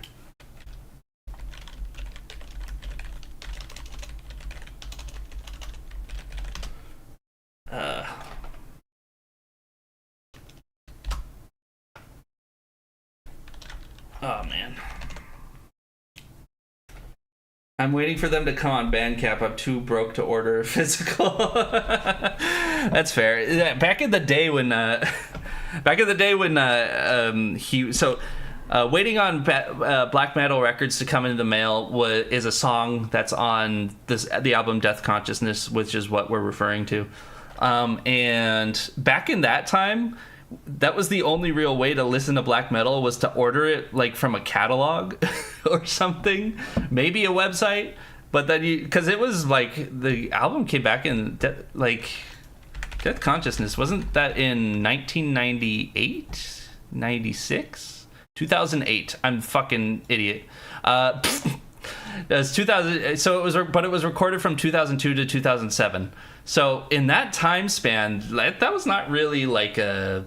I know what I was thinking of. I was thinking of American football. That's what I was thinking of. So 2002 to 2007 was like a.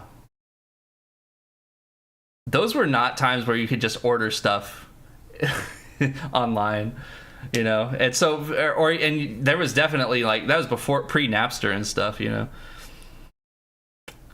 I have gotten into the Flenser. You haven't gotten into the Flenser, actually? Yeah, you should.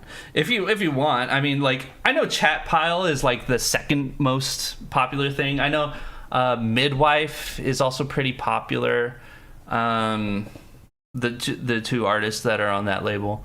I think they're probably it's Midwife, Amulets, and is Amulets a band? Or is that an album? I forget. I think I don't remember. I think I'm thinking of an album right now. But yeah, Midwife and Chat Pile have really been blowing up. They're probably, besides Hannel, the Flenser's most popular artist at the moment. Well, yeah. They got a lot of metal on the Flenser records. Most of them, the closest to personally, I don't listen to a lot of metal, but I like a lot of dissonant noise music, and I think the most dissonant music that I've enjoyed, the closest thing, probably the closest thing to black metal that I've regularly listened to, is not very close to black metal at all, but Planning for Burial. I like that a lot. The culture of getting into underground black metal bands through word of mouth is very much alive. Yeah, it is. You don't see it that much with other genres. That's true. Yeah, there's a lot of black metal stuff that's word of mouth. I used to work at this job. It was a music themed job, and one of the other employees there worked on he had his own black metal band, and I remember he was telling me about all these bands like I should know what they are, and I'm like, oh, that's just because you're fucking you're in the scene. Of course I don't know what you're talking about. I'm not in the scene, right? Amulets is dark ambient stuff. Oh, okay. But yeah,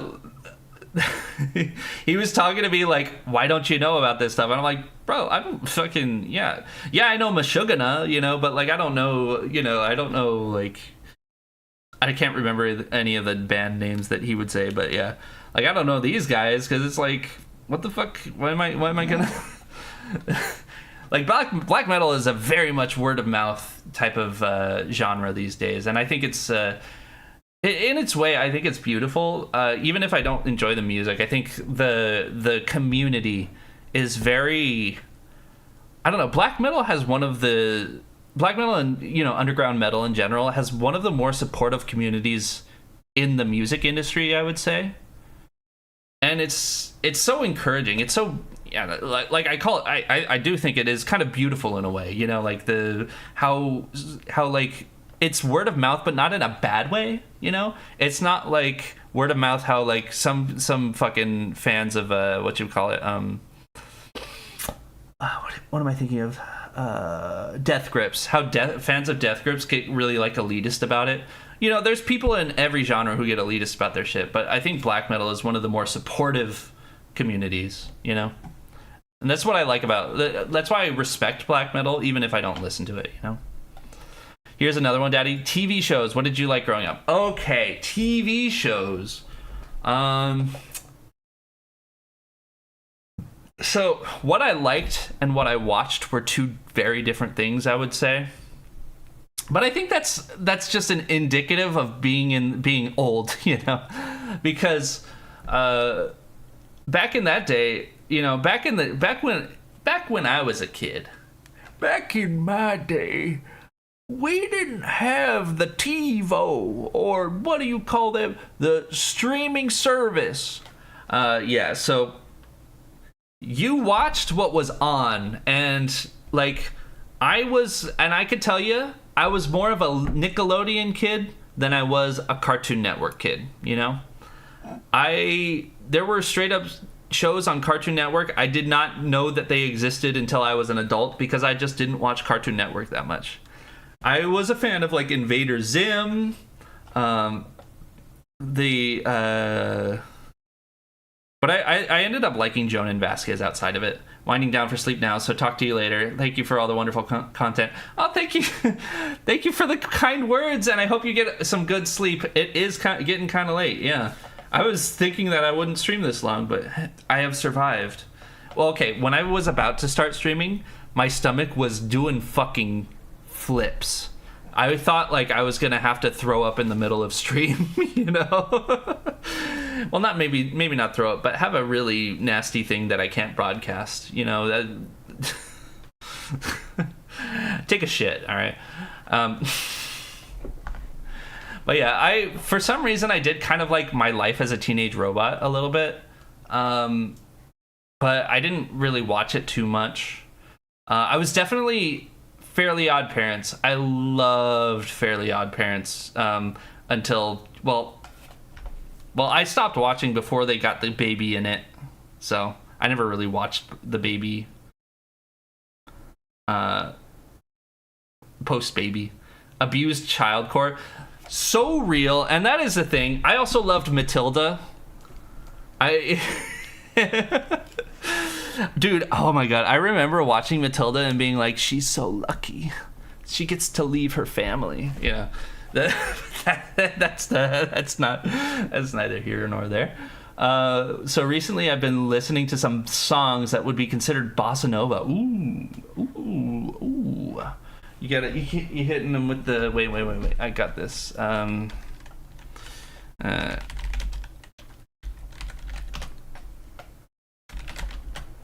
literally looking up tabs right now. Okay, here you go.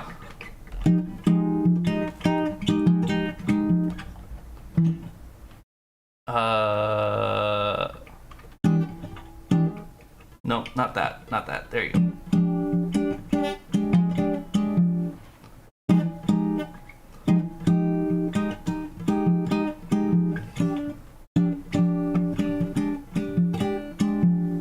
Like that? You listen to that kind of stuff? Floof. How you doing, Colt? How's your guys' week been? I haven't asked that question yet. God. But yeah, Fairly Odd Parents. I loved the escapism from abused childhood shows. There were so many in the 2000s, though. It was crazy. I don't know. Yeah, the one I was specifically listening to is called From the Start. Oh, so, okay. I know what you're talking about. I could have played.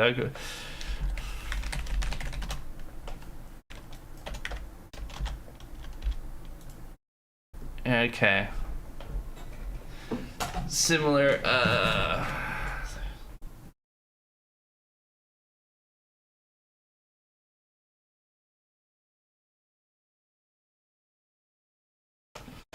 what is it? It's something like this.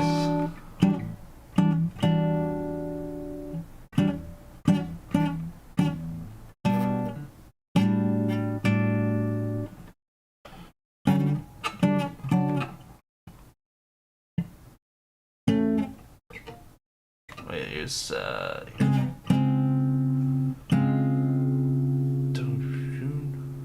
why can't I remember how it goes? Good night, wait. All right. Have a good sleep existence. I hope you have good dreams and also not a terrible time at work or waking up for work. My week was good. I think I don't remember much of it. So real. My entire week, I was fucking dissociating. Let me turn off my desktop audio real quick for this one. Okay. I remember. Your week was busy. How busy was it? Tell me all of your woes, Orenji.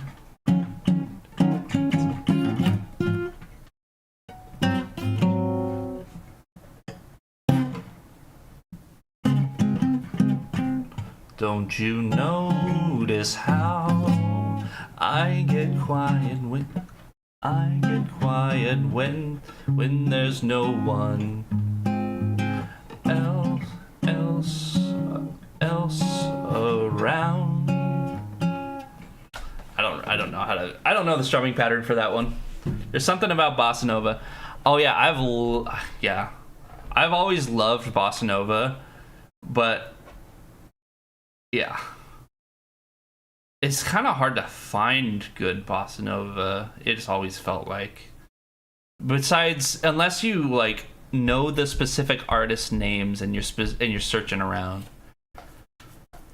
Orenji, you crying? You loving? Come here, Orenji. Just give me that. This is a microphone hug. I don't know if you heard any of that. I honestly needed to listen to it. I've been under a decent amount of stress. Yeah, it sounds like you've been under a decent amount of stress, Xenix. You're Thomas Jefferson, aren't you? No. You're John Hancock. You've told me this before. You've corrected me twice. You're John Hancock. You're John mother flippin' Hancock. Your name's on the Constitution. It's the biggest. Or no, it's the Declaration. Your name's on the Declaration of Independence. It's the biggest name on the Declaration of Independence. He signed first. That and the X situation. Yeah, no, that makes sense. I hate when parents are not understanding of that, you know? When parents are just kind of like, hey, well, obviously, you've heard my experience. Parents are just like, hey, are you gonna get back together with your ex? And it's like, bro, do you think it's just like my choice? Do you think I'm just gonna like wave my hand and be like, woo, I hold dominion over all women and I am going to choose this one, right? Like, sometimes it feels like parents are like that. It's like, oh, why don't you date a nice girl? And it's like, have you ever thought nice girls don't want to date me? So insert Love and Deep Space quote here. I don't know. How you doing there, kitten? Or some shit. I don't know.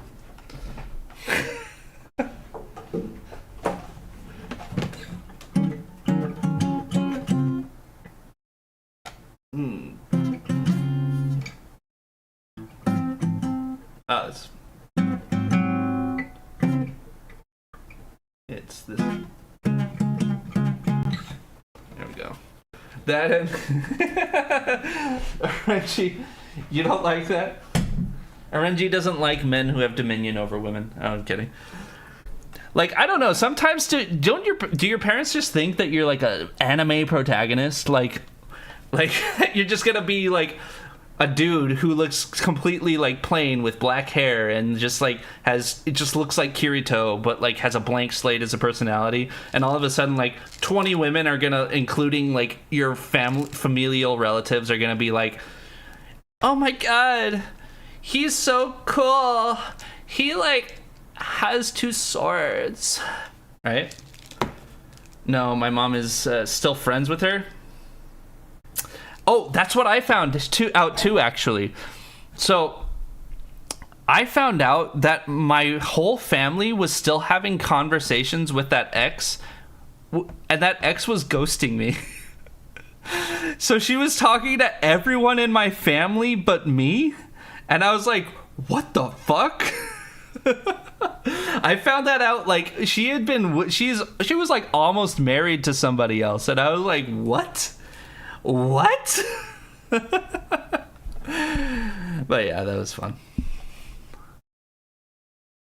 Like, I'm not saying like this is my family, don't talk to them. I don't even like my family doesn't really treat, in general, my family doesn't really treat me as a member of the family, so it was like, it's whatever, you know?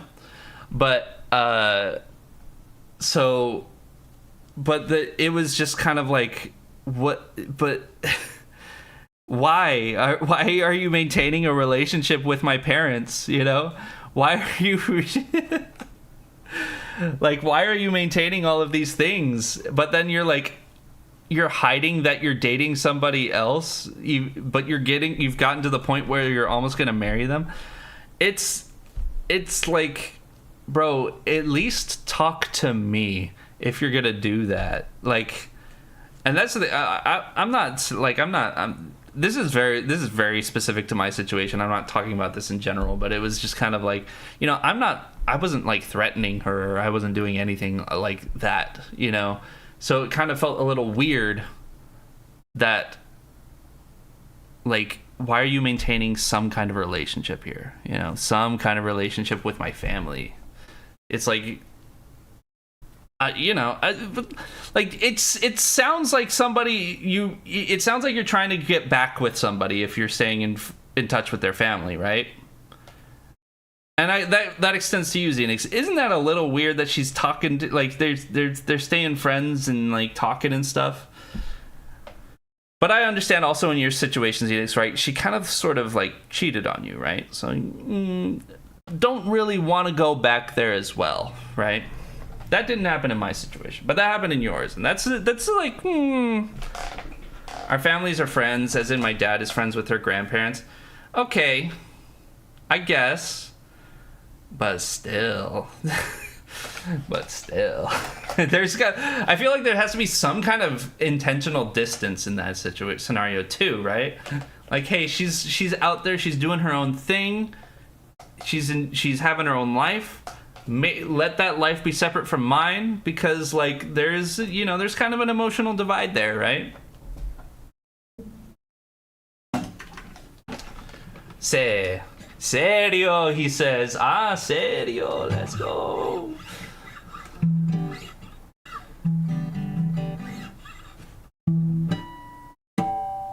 I gotta hit him with that. My enter button is so sensitive. I understand. My enter button's having the exact opposite problem right now. My enter button is not pressing.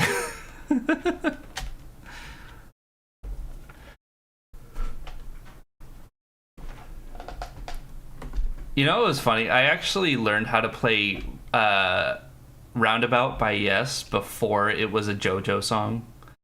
Well, I didn't learn how to play it. I learned how to approximate the intro, you know? But it was a song in Rock Band before it was a song for JoJo's Bizarre Adventure. And so I liked the song from Rock Band. She invited me and my mom to something recently. That's what started this situation. I hope that something isn't an engagement party. Jesus Christ, that would be rancid. But yeah, no, But why is she... Okay, wait. If I remember correctly, she was kind of the let's stay friends thing. Did she kind of do that to you? And, you know, if you want my 2 cents on the staying friends thing, I think it's completely possible. She thinks we're still friends. Well, there you go. Yeah, that's the thing. When you cheat on somebody, you kind of have to have some kind of expectation that no matter what you want, or you have to have some kind of understanding that no matter what you want, the other person has the right to not want that. I mean, that's breakups in general, but I think there's kind of you can kind of, you know, anticipate that the other person is not going to want to be in your life, right? It's just kind of how it is. I don't know how to tell her. Tell your mom or tell your ex? I honestly just don't have the heart. I mean, well, what Manda was talking about earlier tonight, if you had watched her stream, which that sounded like kind of like a dig, but definitely was not meant to be a dig. Sorry. My ex? Okay. So she was talking about boundaries and setting porous or rigid boundaries versus setting appropriate boundaries, you know? And I think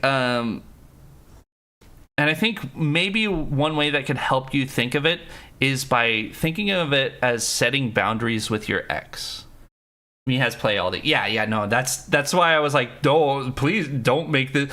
I think sometimes my tone doesn't match what I'm trying to convey. And I think that happened. My own family doesn't know that I was in a relationship, nor do they know I'm bi.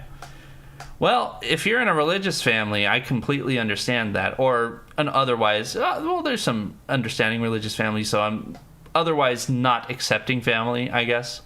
An extenuatingly not understanding family, then I can understand that. I mean, again, talking about Manda, she has been open with the fact that her family has been told multiple times that she is bi, but they just don't accept it. They just pretend that she's not. And yeah, like, I think there's a lot of people who if you come out as bi to your parents, what the fuck, Manda? What the fuck? How are you still alive? No. I've been here. This is just like Lecky's streams. But yes, Amanda, you've explained on. I think that you are a kind of a papa queer, a mama queer. You're a mama queer at this point. I think you can. Lecky, what the fuck? Yeah, Amanda. Yes, Amanda. Mandeth. So I would say that you're a mama queer. You are a somebody who can be held to be a role model for the baby queers, right? And I would say, you know, what I glean from Manda's story of coming out to her family is that sometimes people don't care about when you're bi. A lot of people don't care that you're bi, or a lot of people will be like, well, you're gonna be with a opposite gender here anyway, right? So why does it matter? What are you telling me for? You know? And sometimes it's just like they want to ignore it. You know, and so I think it's just sadly an okay thing to just not care about what your family thinks. I don't know if I said hi, Lecky, but hi, Lecky. I'm surprised you're awake. Oh, whoa! Thank you, Franz Kafka. Thank you for metamorphizing and subscribing with Prime. Thank you so much. We're gonna be. I'm turning into a bug very slowly. I'm losing more of myself every day. I'm there for all the BB queers, you know. I need to set boundaries. Honestly, this whole situation is just difficult. Yeah, and it is incredibly difficult to set boundaries, especially when you're not used to setting them, or if you're used to having porous or otherwise, no boundaries, which is very, happens very often in a lot of families, especially in meshed families and whatnot. And so you kind of just don't have the tools equipped to do it at the moment. And I think, it's part of it is accepting the fact that it's, one, going to be hard, two, you're going to make mistakes, sure. And if you don't make mistakes, then you're a fucking god. You're an absolute savant, like if you can expect to make these mistakes when setting a boundary, but at the same time, I think what is most important is your peace of mind in this situation, because you were the person who was cheated on, you were the person who was broken up with, and she is the person who is not respecting boundaries. And it's pretty, you gotta, that's kind of like, that's probably the most important part, is that you are able to be setting your boundaries, because you are the person who matters in this situation, because you are yourself. And you are the person that none of these people are listening to. So really the only person who can advocate for yourself is yourself at this point. I've been listening to while zoning out pre-sleep, then heard my name. What's up, Lecky? Show me those biscuits. Show me those biscuits. No. Damn, that sounds like I'm trying to ask her to show me boobs. She has a cat named Biscuits. That is not a euphemism for anything sexual. She has a cat named Biscuits. Go to sleep. It's past your bedtime. I legitimately said that and then realized that there was a sexual connotation after I said it. Alden, stop asking for boobs. Look, listen. All right, stop. Collaborate and listen. I like boobs because I'm a dude who likes boobs. No, no. No. She has a very cute cat named Biscuits, and I do enjoy very much seeing the cute cat named Biscuits. I might like boobs, but I don't go around asking for that. All right. Listen, listen, okay.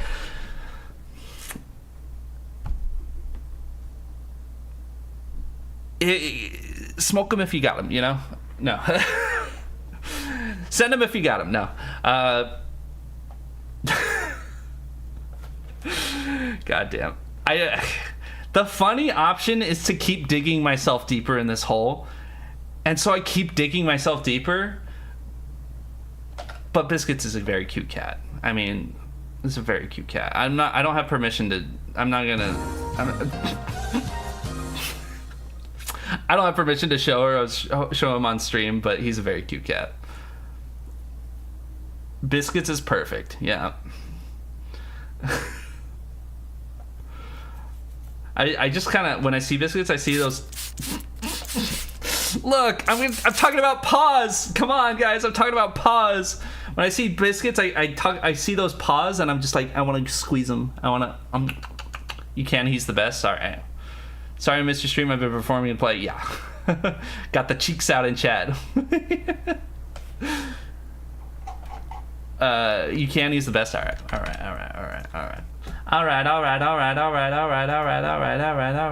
Now, Lecky. Yeah. What's cuter than being cute? Biscuits. I said, what's cuter than being cute? Biscuits. All right. Oh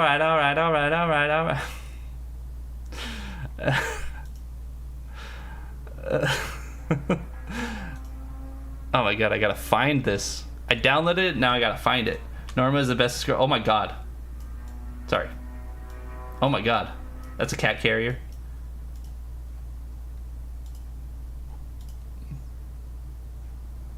Cat. We got a cat. Ladies and gentlemen, we got a cat. Look at El Faso del Gato.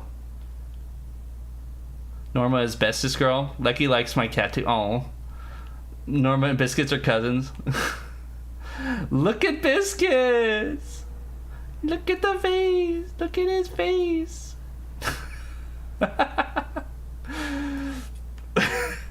He's getting belly rubs, dude. Why don't I have this picture? It's my fucking picture. That's why, Amanda. That's my fucking picture. Justice for Amanda? No. You don't understand. No. Listen. Aw. That's my picture. No. Justice for Amanda? No. You want to know the real reason? You want to know the real reason you don't have this picture, Amanda? It's because I ask for belly rubs. I ask for belly rub pics. And this is what I get.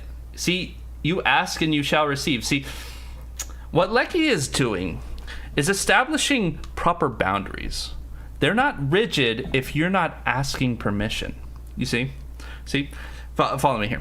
Okay, so if I ask permission for belly rubs, if I ask for her to send me belly rub pics, I can reasonably hope that she either says yes or no.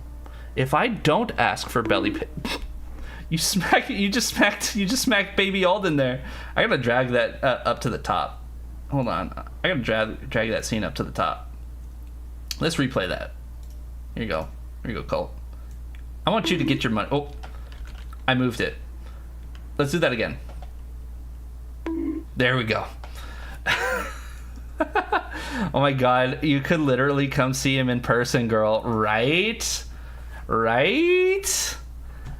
It's your nephew, okay? No. Cute kitty. On a different... Okay, some of these messages got buried. Let me see. If you got buried... If yours got buried, you gotta... And I don't read it again after a certain amount of time, don't be afraid to speak up. On a different note, the girl I like came to the play. She was backstage waiting for her brother. Oh, okay. I like my hype meter was rising when you said she was backstage waiting, and then you said her brother, and I was like, okay. I was tempered. I was waiting. I was in the change room, and my friend came in and said, "Dude, she's here. Go ask her out." And I didn't even have pants on, so no. Not tonight. Hey, well, if you ask her out with no pants on, then you definitely know she's down, though. You know what I'm saying? That's the true test. No. Ads, I attack them? Fuck them ads. No. By the way, this is Biscuits. This is Biscuits' face. Look at that. Look at that baby. Look at the baby. He's a little he's a tabby, but he's got a little color in him. You know, he's got a little color on his face. Little baby. Little baby. Why are you crying, Manda? Why are you crying? This is... If you don't ask permission explicitly, can you reasonably expect... Can you reasonably expect something in return?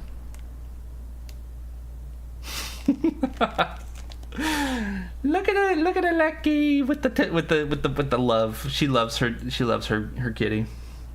She loves her biscuit. Sometimes that's what I call him. I call him in my head, and then I type it out in chat. Sometimes I say biscuit. What a biscuit. I'll never touch those paws though. Oh. The cat is too far. I can't reach through the screen. See, Amanda? You get to touch those paws. I only get to see them.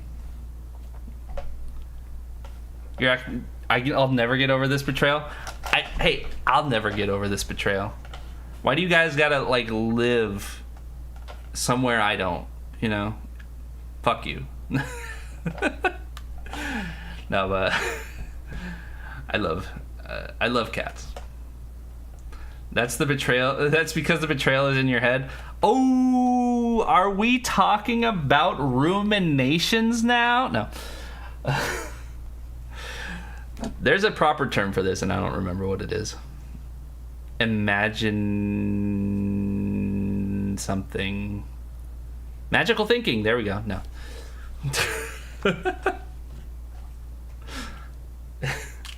Ads break are finishing now. All right, welcome back if you're watching ads. Hi, Cole. How you doing? Yeah, we were just talking about cat. A cat. We're not even talking about cats. We're just talking about a cat. I defeated the ads? Fuck yeah. Let's go. Let's go.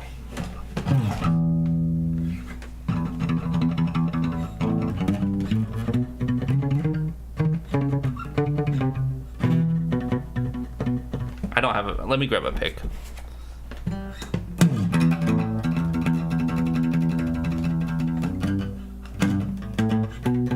I don't remember the notes. What is it?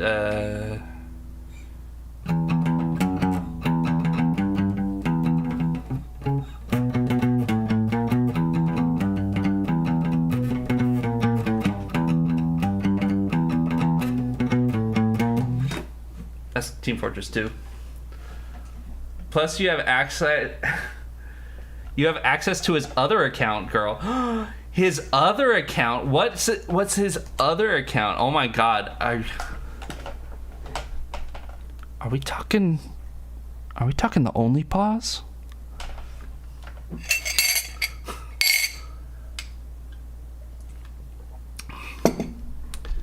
You don't even see belly rub pics. You see belly pics on his only pause.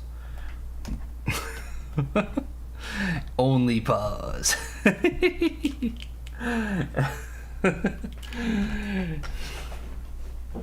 Let's do it.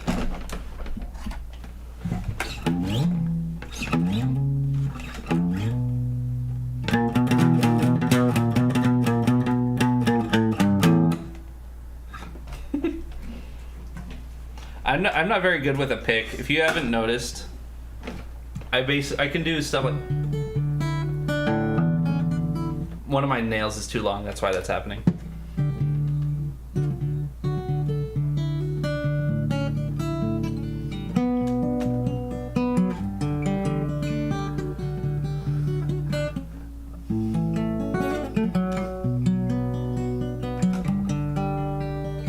See, I can do that, but as soon as I have a pick in my hand...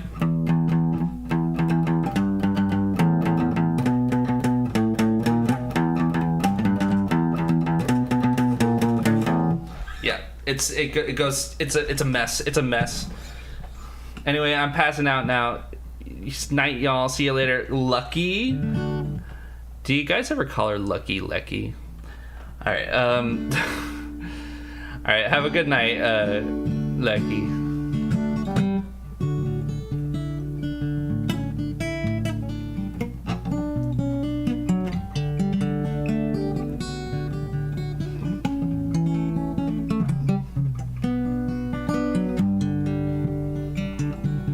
Please come here, I think I'm falling. I'm holding on to what I think is safe.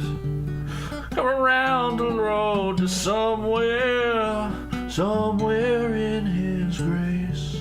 I cried out, heaven save me, and I'm down to one last breath. And with it, let me say, hold me now.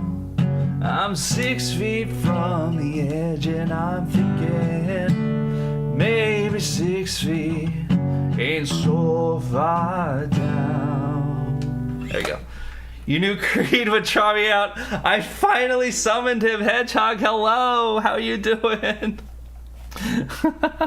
Hold me now.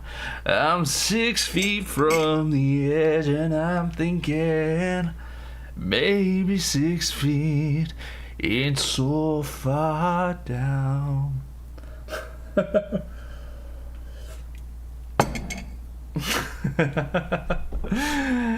Oh, hold me now. You guys are good. I don't remember how the chords go, or otherwise I would play it all.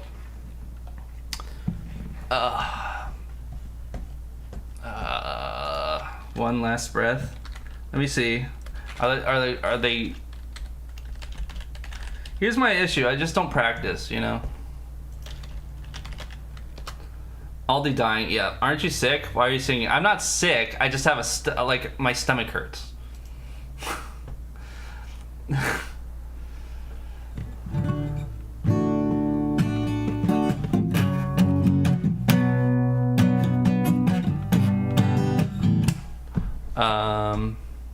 Let me see. That is not the right guitar. Here we go. Hold me now. Anyways. Hold me now. 6 feet from the edge, and I'm thinking maybe 6 feet ain't so far down. Hold me now. I'm 6 feet from the edge, and I'm thinking maybe 6 feet ain't so far down. I'm so far down. Is there more than that? There's a please don't stay with me, 'cause I still believe this. What is that? What is that? What's that part? Okay. What is it? Where is it? Where's that in the tabs?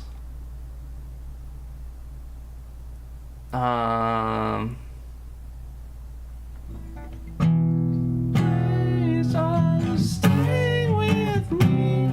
Okay, here. Please don't stay with me, 'cause I still believe there's something left for me.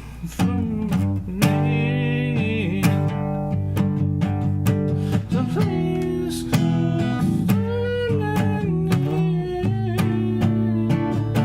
'cause I still believe there's something left for you and me, for you and me, for you and me. There you go. I'm not sick. I just have an upset tummy that really fucking hates me. So the plan is to ask the girl I like this Wednesday. You have permission to boo me if I chicken out. All right, bass song. Let's go. All right, so let's give him the courage. What do you say, guys? What do you say? Bro's asking like we know. That's so true. That's so true. I'm gonna keep this part open, this part open, and I'm gonna see if I remember any lyrics. Okay, let's. Nail? You gotta fucking chill sometimes. I swear to God, if you don't God, wait.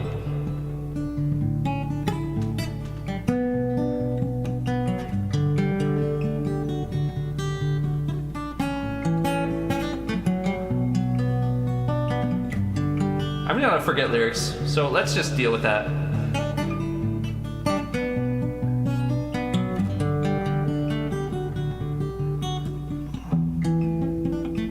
And I'm gonna flub so many lines. Let's go. Please come here. I think I'm falling. I'm holding on to all I think is safe.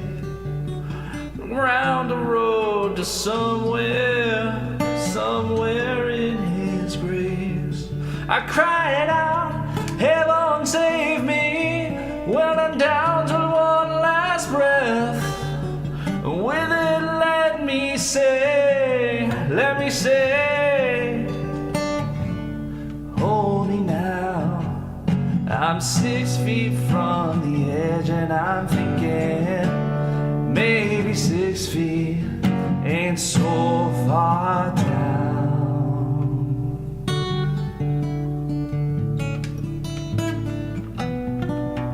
People do not normally talk about their nails, no, or talk to them.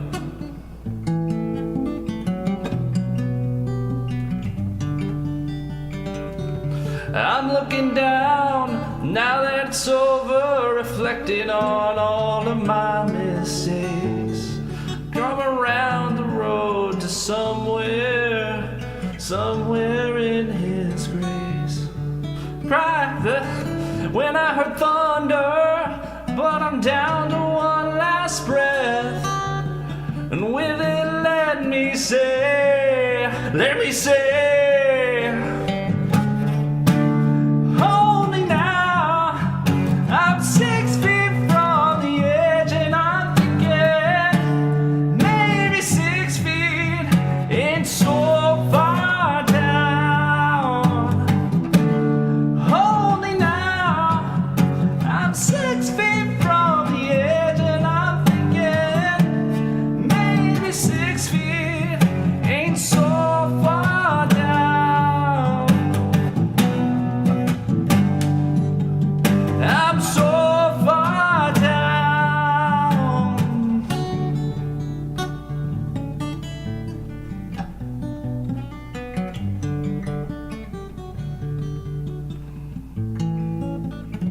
Did I do this wrong? I think I did it wrong. I think it's.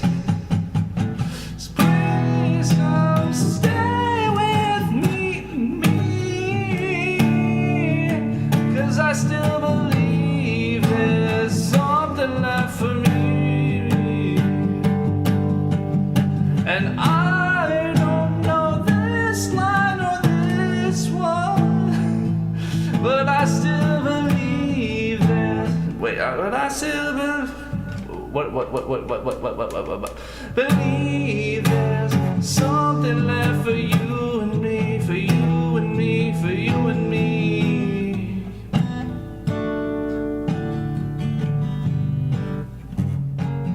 Part-time Creed fan, yep. I listen to him on road trips. Hold me now. I'm 6 feet from the edge, and I'm thinking. Hold me now. I'm 6 feet from the edge, and I'm thinking maybe 6 feet ain't so far down. Hold me now. I'm 6 feet from the edge, and I'm thinking maybe 6 feet ain't so far down. I'm so far down.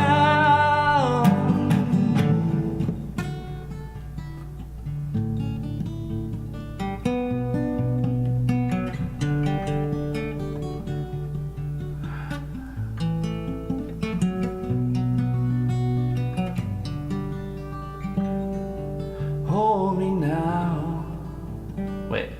Wait, no, it's I'm looking up. Yeah, what is it? I'm thinking down, reflecting on. What is it? What is the last line?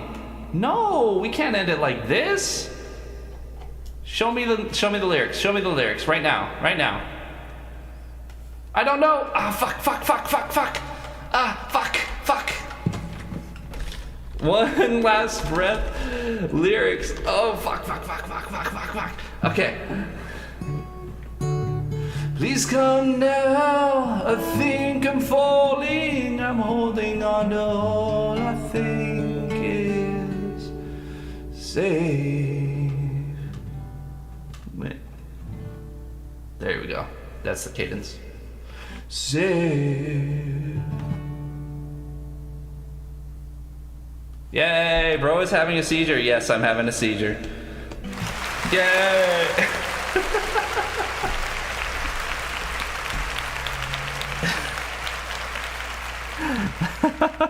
Yippee!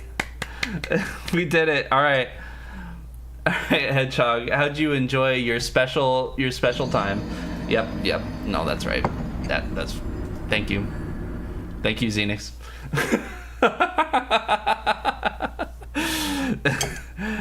I'm 6 feet from the edge. It was very good. Thank you.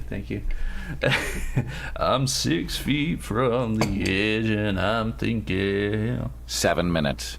7 minutes is all I can spare to play with you. Insanely well timed. Holy shit, Hedgehog. I'm thinking 7 minutes. 7 minutes is all I could spare to play with you. Man, last time I did that, I timed it perfectly. You timed it pretty well this time, though, Xenix. It still was pretty good timing. Oh, ooh. Oh, yeah. Oh, I gotta stretch out. I gotta, ooh. Ooh, yeah. Oh, all right. What is this? What does this mean? Okay.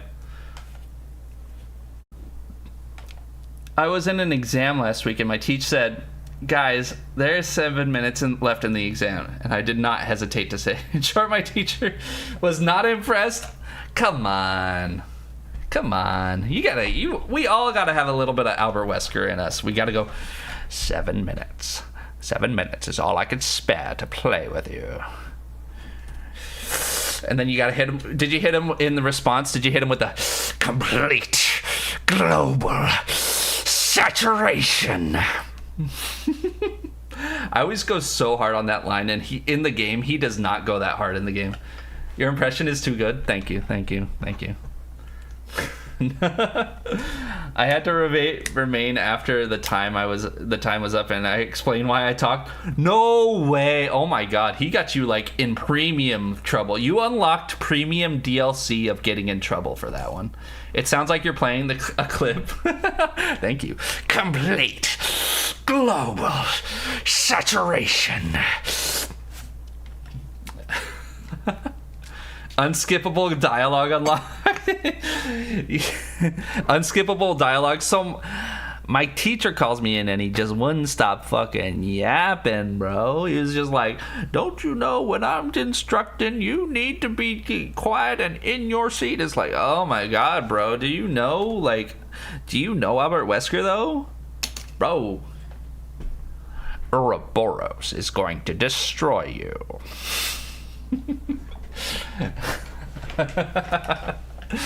He doesn't get it. He's too uncultured. Yeah, that's like, you just gotta write him off. It's just he's not cultured enough. All right, he doesn't understand. Gotta give him a little culture in his life.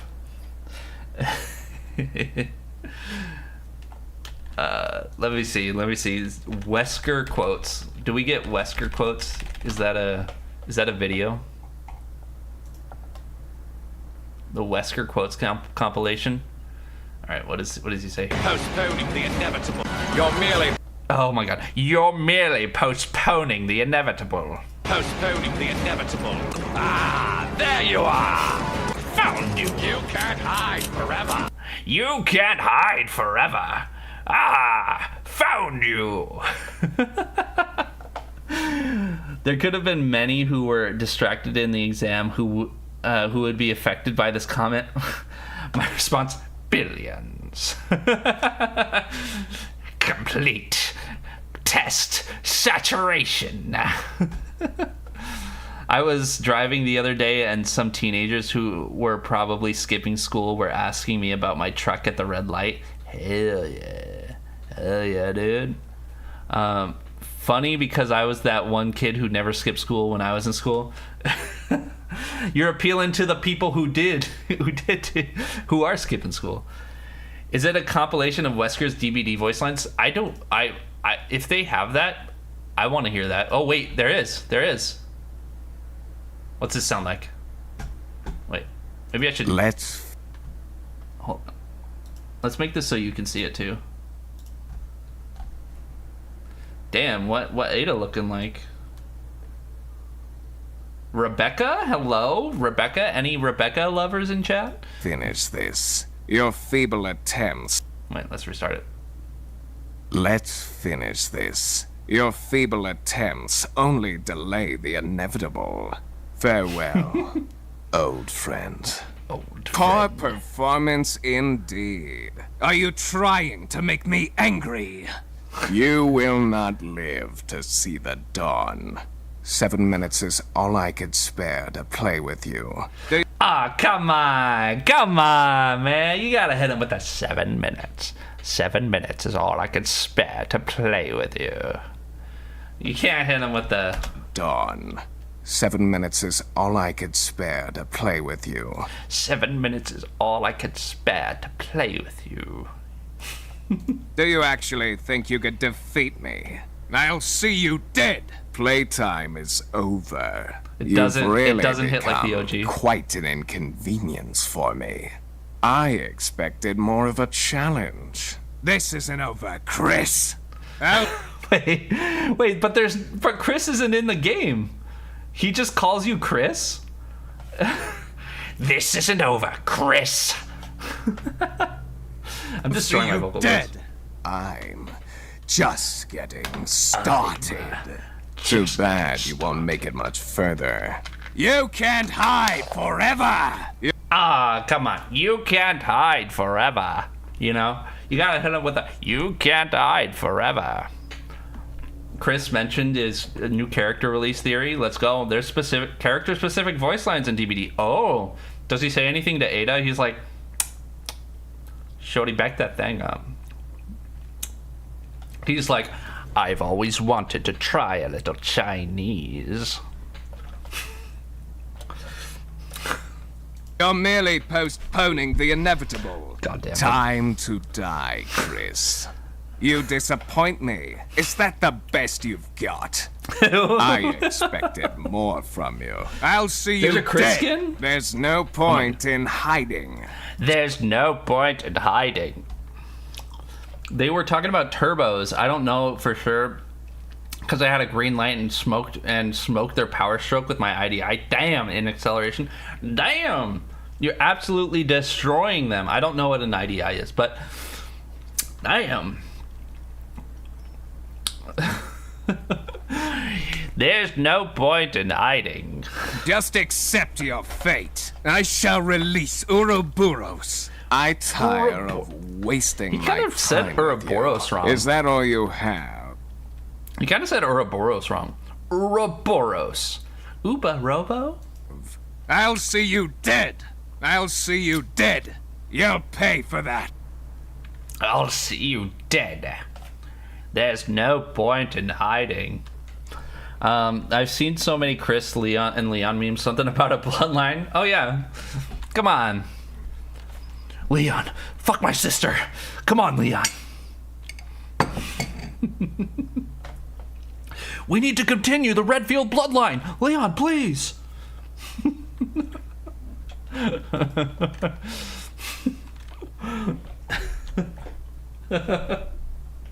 God damn. Like, I don't know, dude. I'm getting like some proper like bullshit here. I guess literally zero context given. Yeah. Technically she'd be Claire Kennedy. That's so true. That's so true. Literally zero context given. Yeah. Yeah. Well, all right. Let me technically it would be the Kennedy name to live on. True. True. That's so true, actually.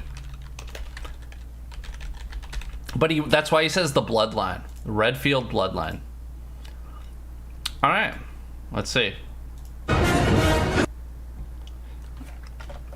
Okay. Oh, I gotta reload. Here we go. Here we go.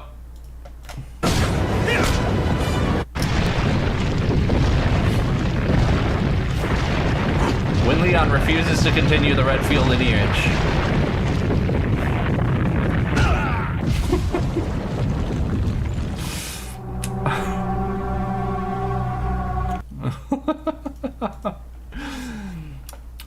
It's a meme known as Chris posting. In lore, Chris and Claire are orphans, which means for the sake of the joke, their bloodline dies if they don't have children. The reason Chris specifically pushes, in the meme's lore, for Leon to get with Claire is that they flirt a bit at the end of Resident Evil 2. For this evolved a bit into a 4chan green text. Fair warning, it's 4chan. That set the foundation for Chris posting. Due to Claire's attachment to Leon, while Leon is focused on Ada.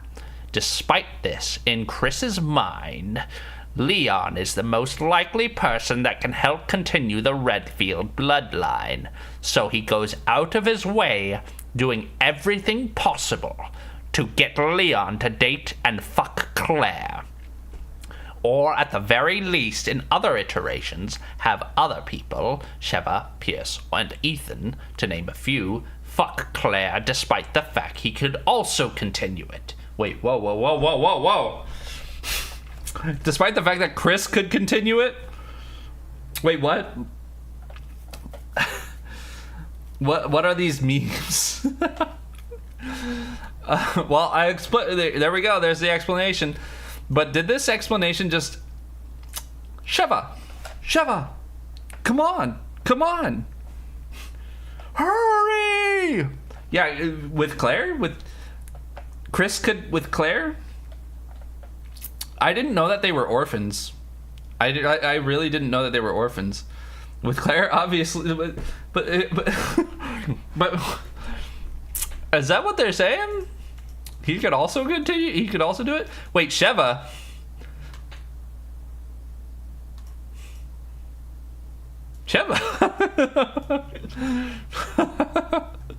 Wait, what? Didn't it say Sheva with Claire? Yeah, it says Sheva with Claire.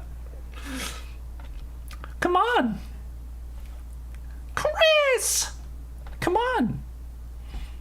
Yeah, I don't think. I don't know if the science was that advanced in RE5. Why would Sheva be with Claire? I mean, I've seen the source filmmaker videos. You know, it's out there. No, just kidding. I'm so nervous to click on that. Jesus Christ. Look,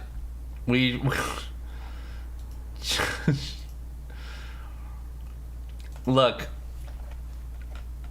Sheva is bisexual. No.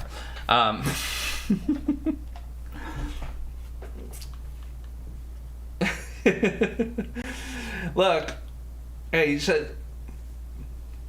maybe that's why Chris didn't hit on Sheva the entire game, because he was like, you know, you would be a really good match with my sister. You want to meet her? Her name's Claire.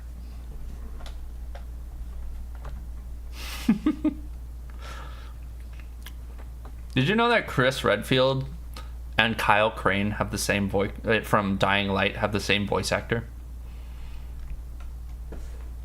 I didn't really hear it until I played a Resident Evil game back to back with Dying Light, and I was like, oh, this is Chris. Oh yeah. that's a very small did you know section. I'm trying. Why am I reading? I'm reading video titles out loud. Sometimes that happens to me. I don't know. You guys ever get that where there's just text in front of you and you just read it out loud, and you just don't even think about what's happening? You just read it out loud. That happens to me a lot. I feel like I could get into trouble because of that. But yeah. I gotta stop that habit. Oh my god, we're almost on 3 hours. Oh my god.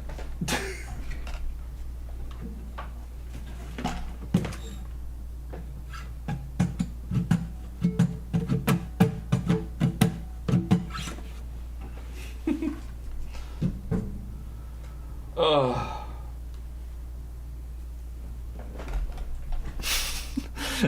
I just had a thought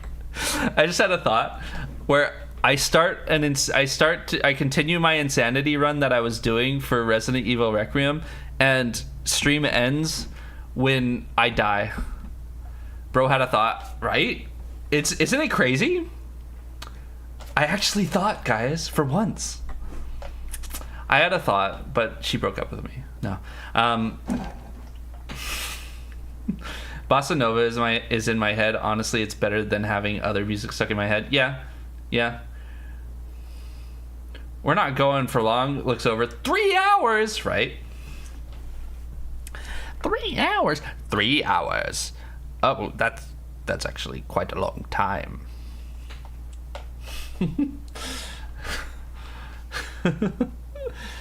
Yeah, out of all the music genres, Bossa Nova is a pretty nice genre to have stuck in your head, I gotta say.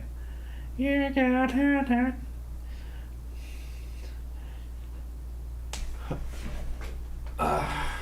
Don't you notice how I get quiet?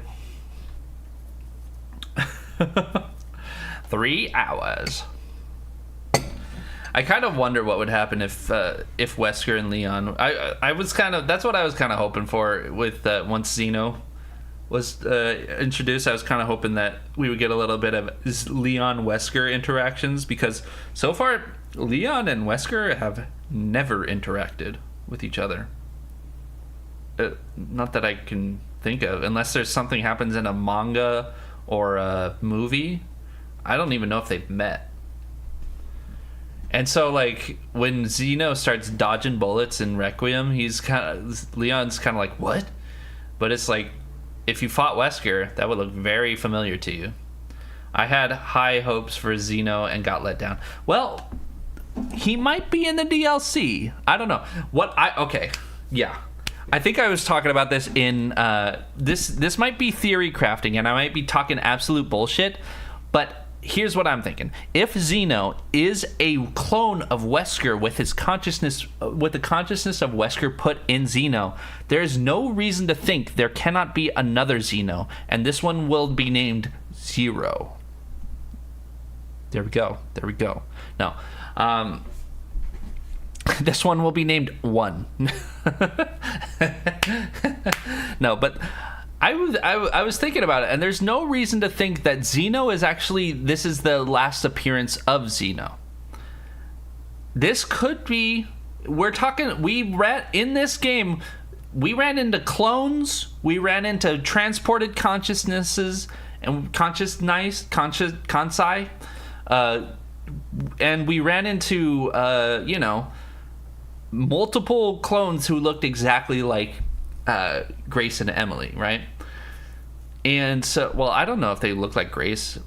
I was thinking about it. I was a little confused because, like, they said that Grace is not, she has nothing special about her, and that's the whole point of the ending. But, like, but is she a clone, or is she? Why does she look so similar to Emily? I don't know.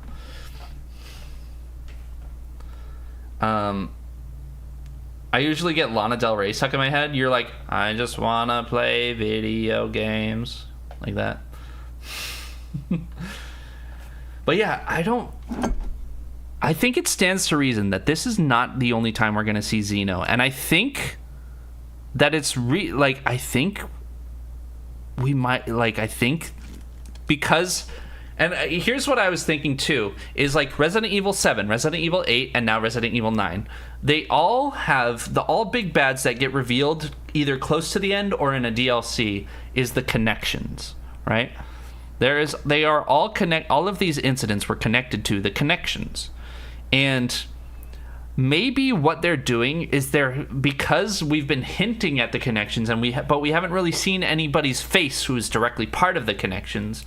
Maybe seeing Zeno's face, who is the first, I don't know. Well, technically Lucas in Resident Evil 7 was a member of the connections, but like more a central member I'm talking about. So maybe we're seeing Zeno as a central member of the connections because he's going to get revived and he's going to become the bad guy of Resident Evil 10, right? That's what I'm thinking. My Albert Wesker wouldn't have died so easily. That's true. Maybe if he got his virus cured. let me show you what happens to Albert Wesker in Resident Evil 1.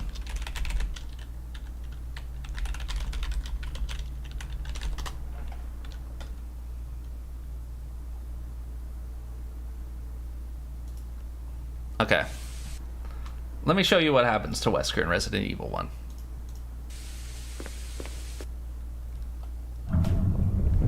Ultimate life form. Tyrant.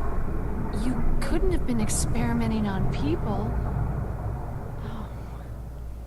It's beautiful. For the sake of this thing?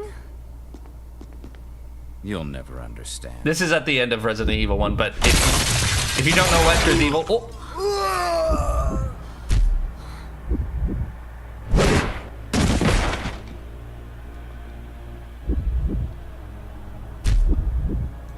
And to think he survived that. Maya.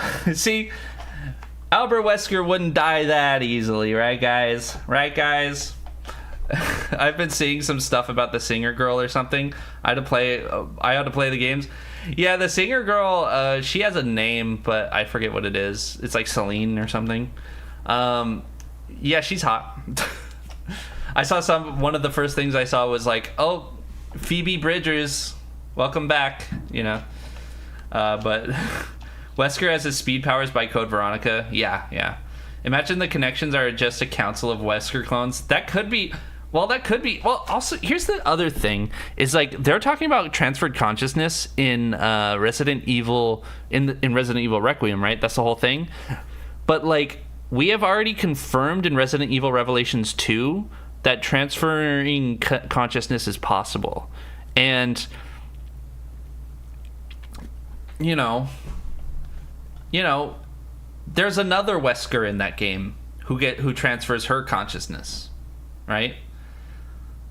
Wesker has his speed powers, but yeah, so he has his speed powers in Code Veronica, which is like, yeah, they did a lot of stuff in Code Veronica to make it like important to what happens after Code Veronica, for how little people played that game. Like, so few people played that game, but like they made it so integral to so many explanations for things. It's kind of weird. That's because my Wesker is just built different, right? Our Wesker has Ouroboros. Let's see the singer girl from RE9. Here you go. Well, Selena Corey is her name. Here we go.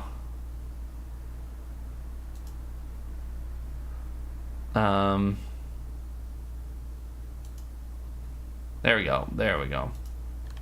Let's just show this.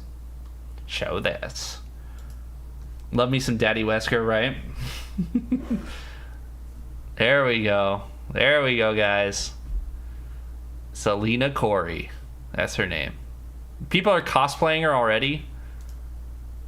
The cosplays are going crazy.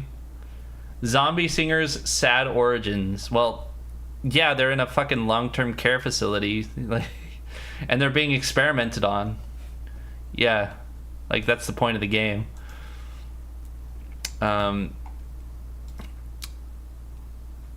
Yeah, and then she does the heart with her hands. Let me see. Hand heart. Does that work? When she reaches for you, she does this. People have been doing that. They've been clipping it and they've been like, oh, she's doing the hand heart. But yeah. No, I get it. I get it. As people might say in certain parts of the internet, would. Zombie crushing on Leon. Maybe at this point, honestly, Resident Evil has gone in so many directions that would not be out of the realm.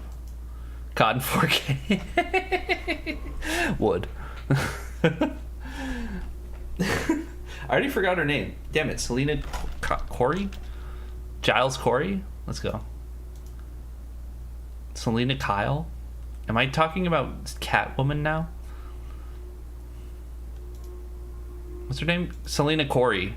It is Selena Corey. Wow. Just like Giles Corey. He's like, more weight. Anyway.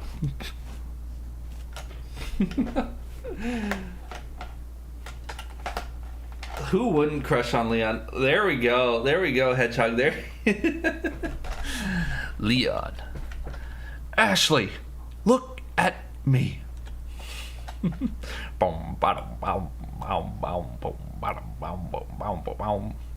I know a few people who wouldn't.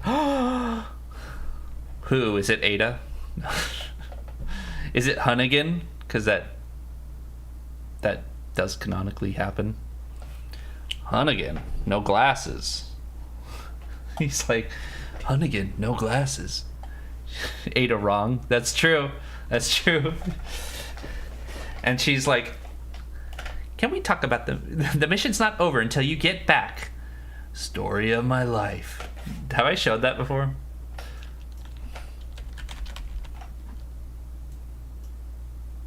Hunnigan, no glasses. Hey, Hunnigan, no glasses.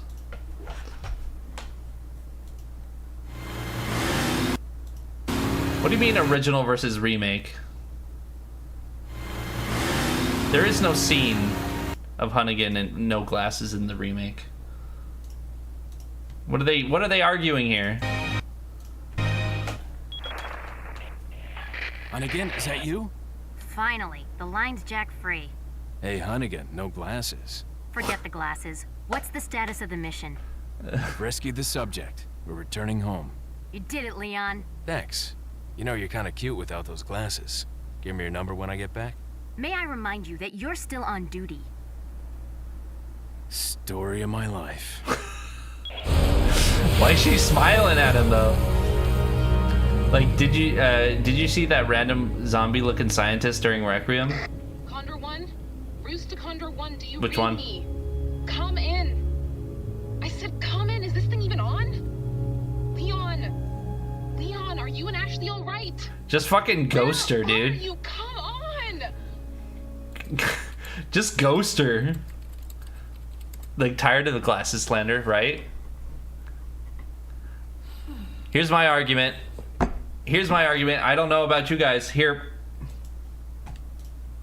That I accidentally clicked a video. Hold on. I think Hunnigan looks better with her glasses. You failed. Look.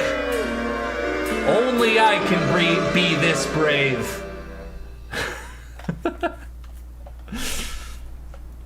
I agree all that. Yeah, see?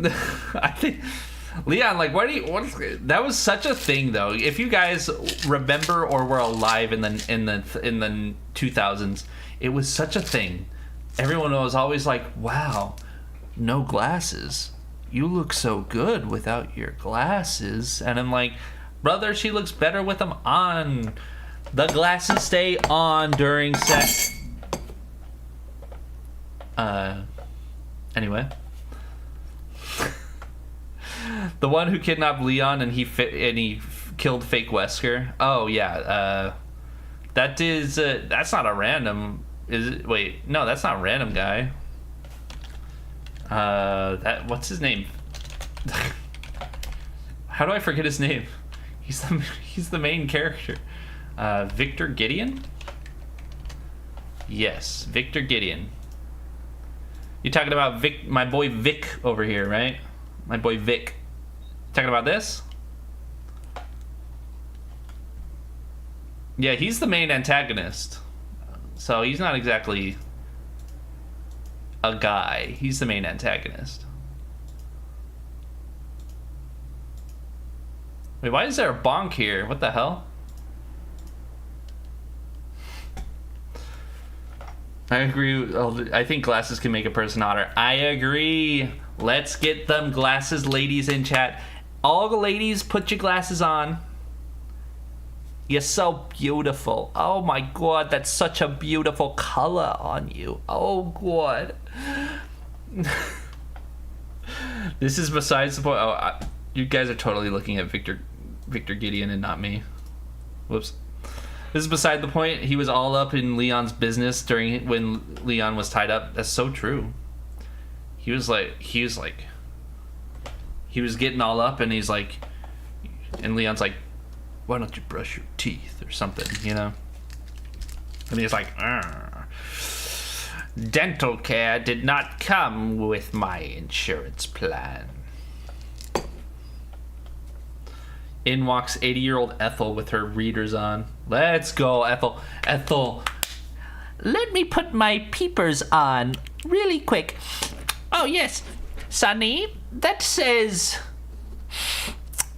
this shit be bussin'.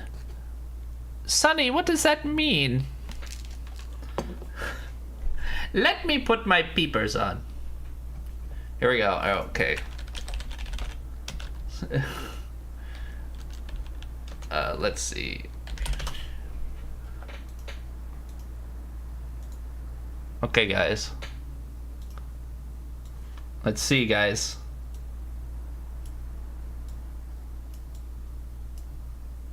Wait, how do I rotate? How do I rotate? Oh my god. Edit, transform. I want to drag rotate. I don't want to... Okay, fine. Rotation. I'm going to guess. All right, let's guess. 15 degrees. Let's try it at 15. Negative 15 degrees. Let's go. What do you guys think?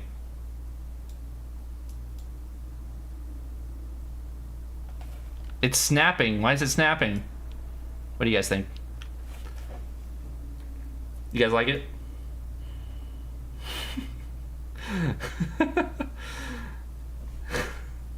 Time to make Ethel and her readers the front page of Sports Illustrated magazine swimsuit edition. I mean, body positivity, you know what I'm saying? Oh my gosh, fashion, right? Look at me, Chad. I do my little twirl on the catwalk. It's right in between. It's just snapping. You guys see it? It's snapping. But I need to get it right in between where it snaps. Yes. Oh, oui. Yes. Or, that's Italian. Si.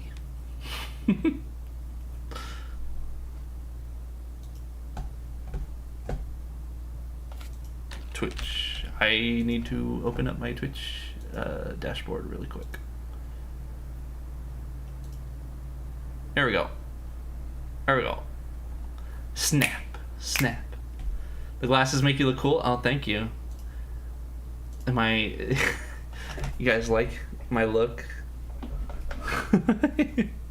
I went to the optometrist recently. I got these. I don't know if yeah, I don't know. I don't really know if they're my face shape, but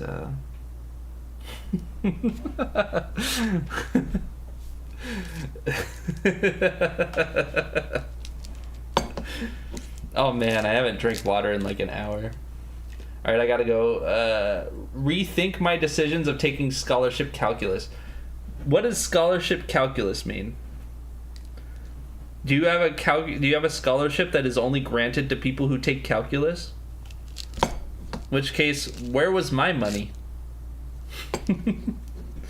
No, I took calculus in college. I didn't take it in high school. It was boring. It's actually probably the hardest class I've ever taken, and not necessarily because calculus was the subject matter was super duper hard. More like my teacher was like, he made it really hard. He like hammered home all of the concepts and made sure we memorized everything. It was rough.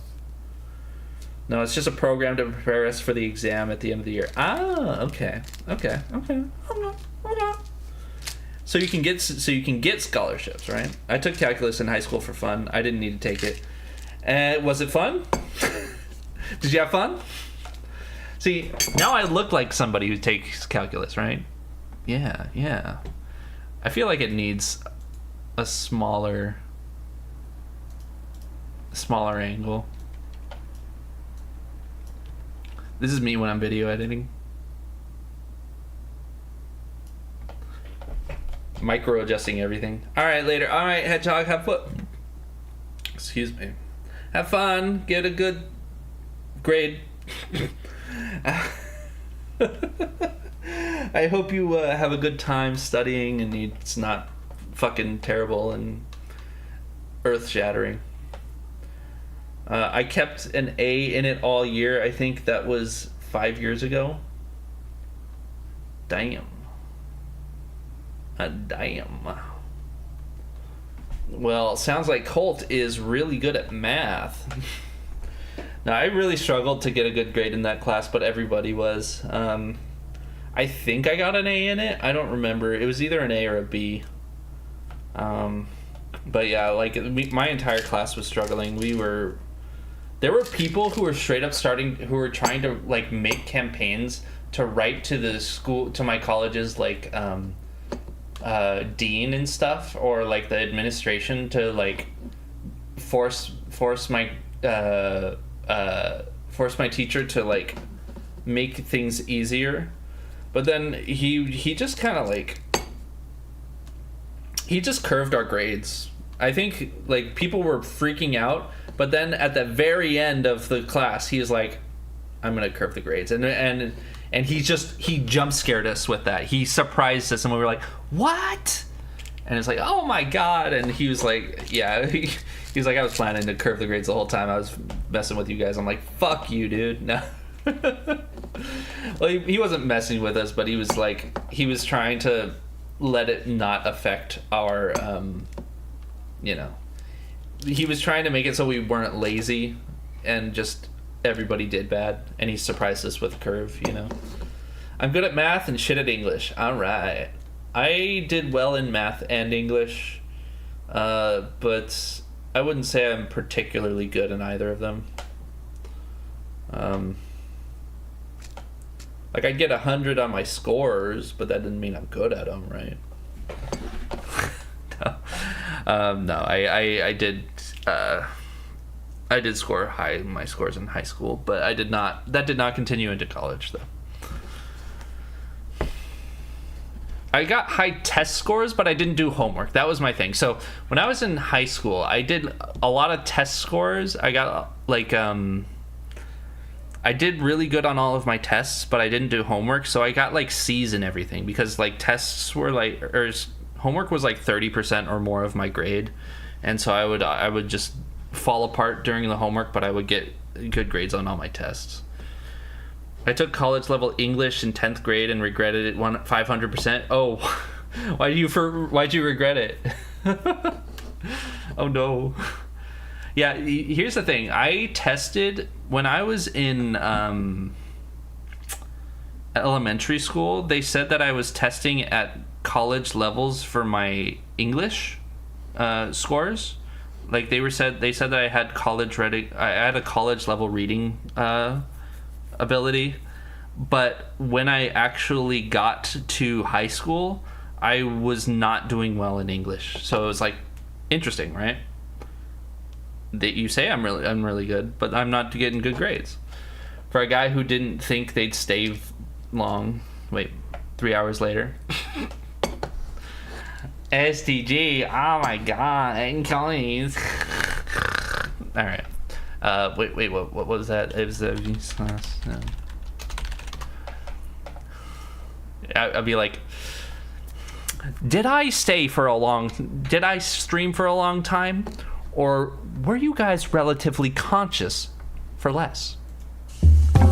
Today we're going to be talking about the theory of relativity and how it affects our perception of time.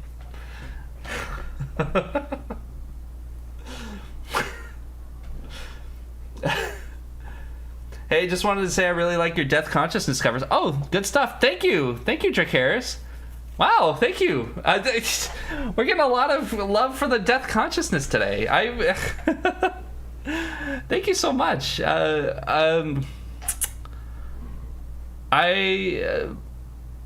Thank you for supporting me. I'm at a loss of words. Sorry. That means a lot to me. It's when it's just comments, people saying it in comments, it doesn't feel as real as when people are in your chat. Hello, thank you for the follow. But yeah, when it's just people in comments, it doesn't feel as real as when people are just outwardly telling you to your face. You know what I'm saying? So I really appreciate that. Oh no, did you just get an ad break as soon as you? Oh my god. Thank you for the kind words though. Alden.exe has crashed. Yeah. Look. All right, now stop. Collaborate and listen. Fuck. Did you just cheese slap my cat? You're welcome, bro. Keep it up. Thank you. I talked about it earlier in stream, but yeah, like I don't know if I can be posting more Death Consciousness covers, but I want to finish it eventually. Oh, thank you. All right. This person doesn't know what the hell he's doing. I don't. I open that DAW and I'm like, what the fuck is Death Consciousness even? I'm like, boop, boop, boop, boop, boop, boop, boop, boop.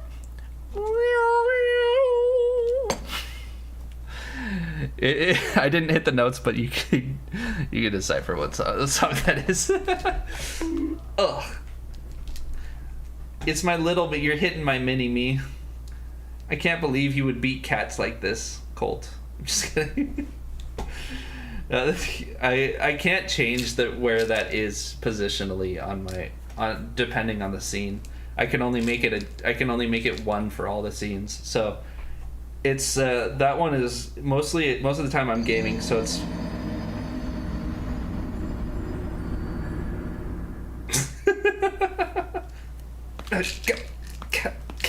stop. God, please.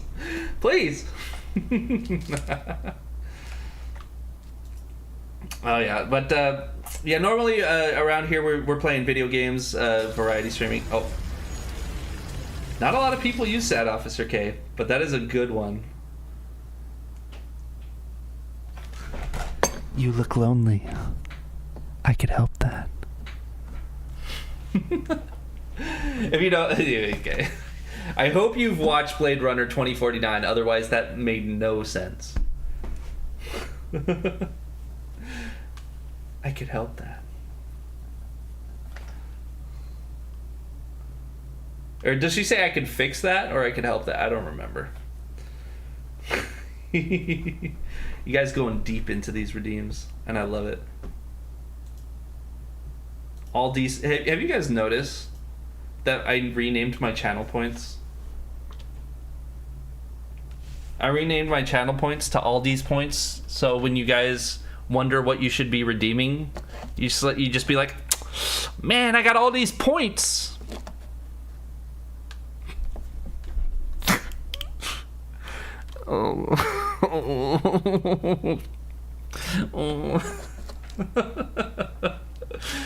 What am I gonna be redeeming? I got all these points. What am I gotta do? What do I gotta do to get through to you to show you there ain't nothing I can't? Mr. White.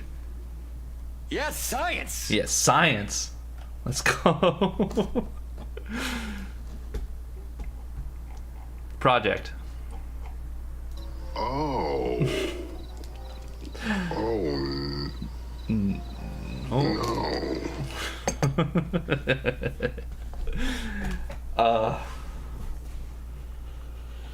But yeah,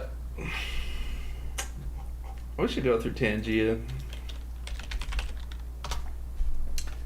I wonder, has anybody made any requests? I guess I would. Let me see.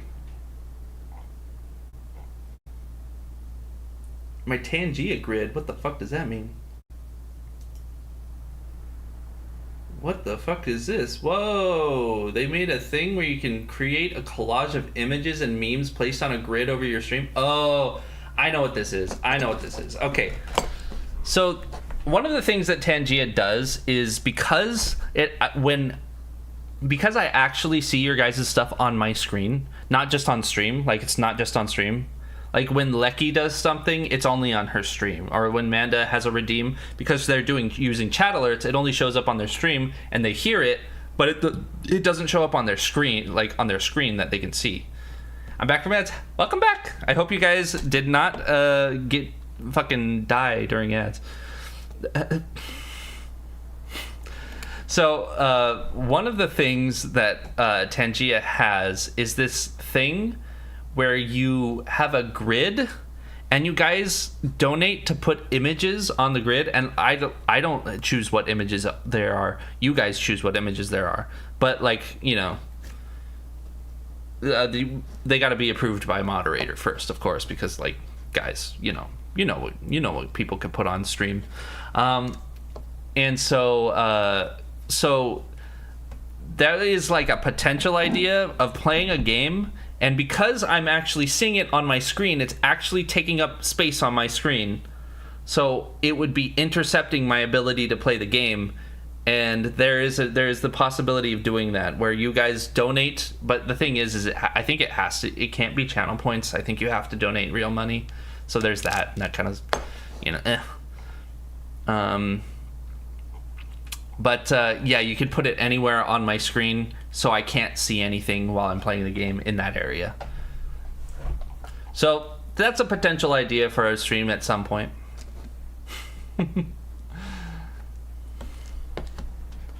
Oh, yeah. Oh, my God. It's been 3 hours. Oh, my God. It's been 3 hours and 10 minutes. Let's play the...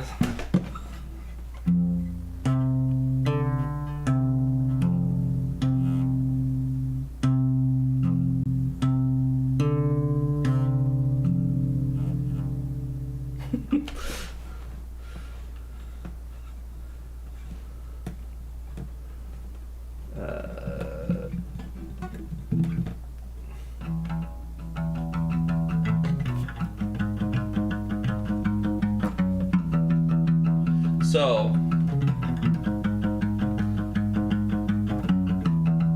I said I was going to stream for less time because I wasn't feeling well, and now it's just, I don't know, the feeling got more ignorable as time went on.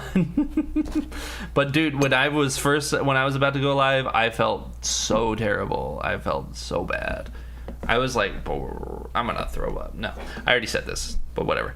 But yeah, I thank you guys for. I got the follows this stream, and I got some Prime subs this stream. That was crazy. I don't.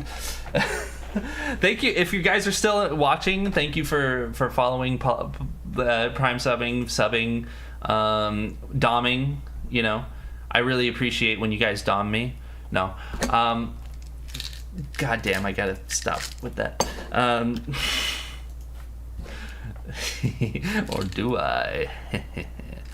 I don't. Okay, yeah, this is the thing. I always stream too late. I can't rate anybody because nobody I know is streaming. Everyone's asleep. God damn.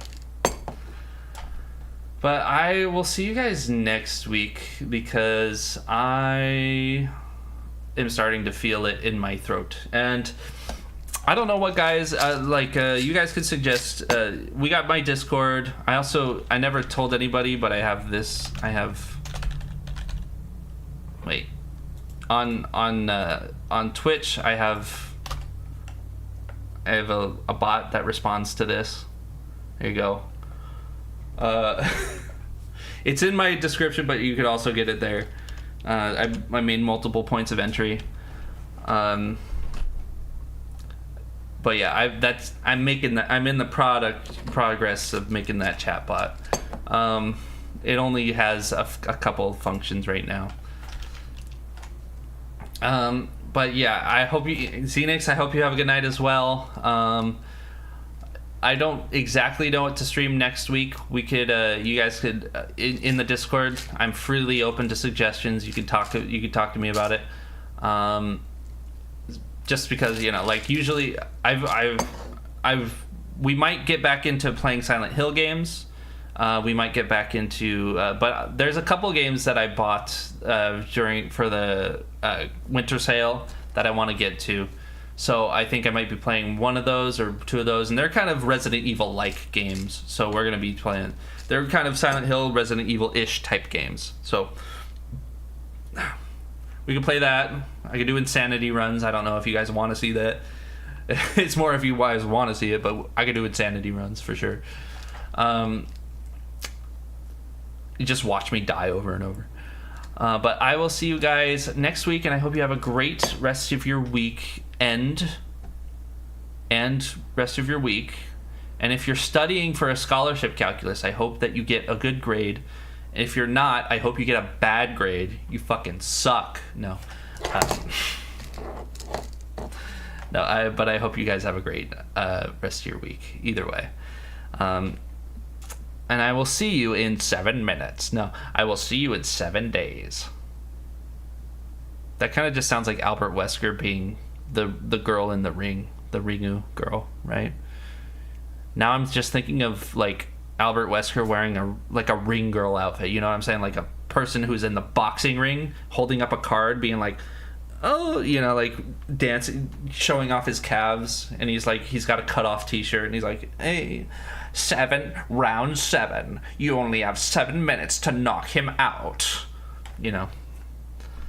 As I said, if I chicken out, boo me. All right. Boo this man! Boo! I think I thought I had a redeem for that. Sorry, I keep getting distracted. Wait, Tangia, let me see my Tangia real quick. Boo. Patrick, I got this one. I got this one. Boo! And I got this one. Boo this man!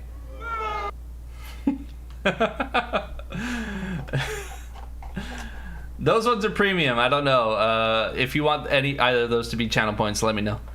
But I will see you guys next week, and I hope you have a good time setting boundaries, a good time enjoying life, a good time not just like fucking being out there and doing shit, right? Bye.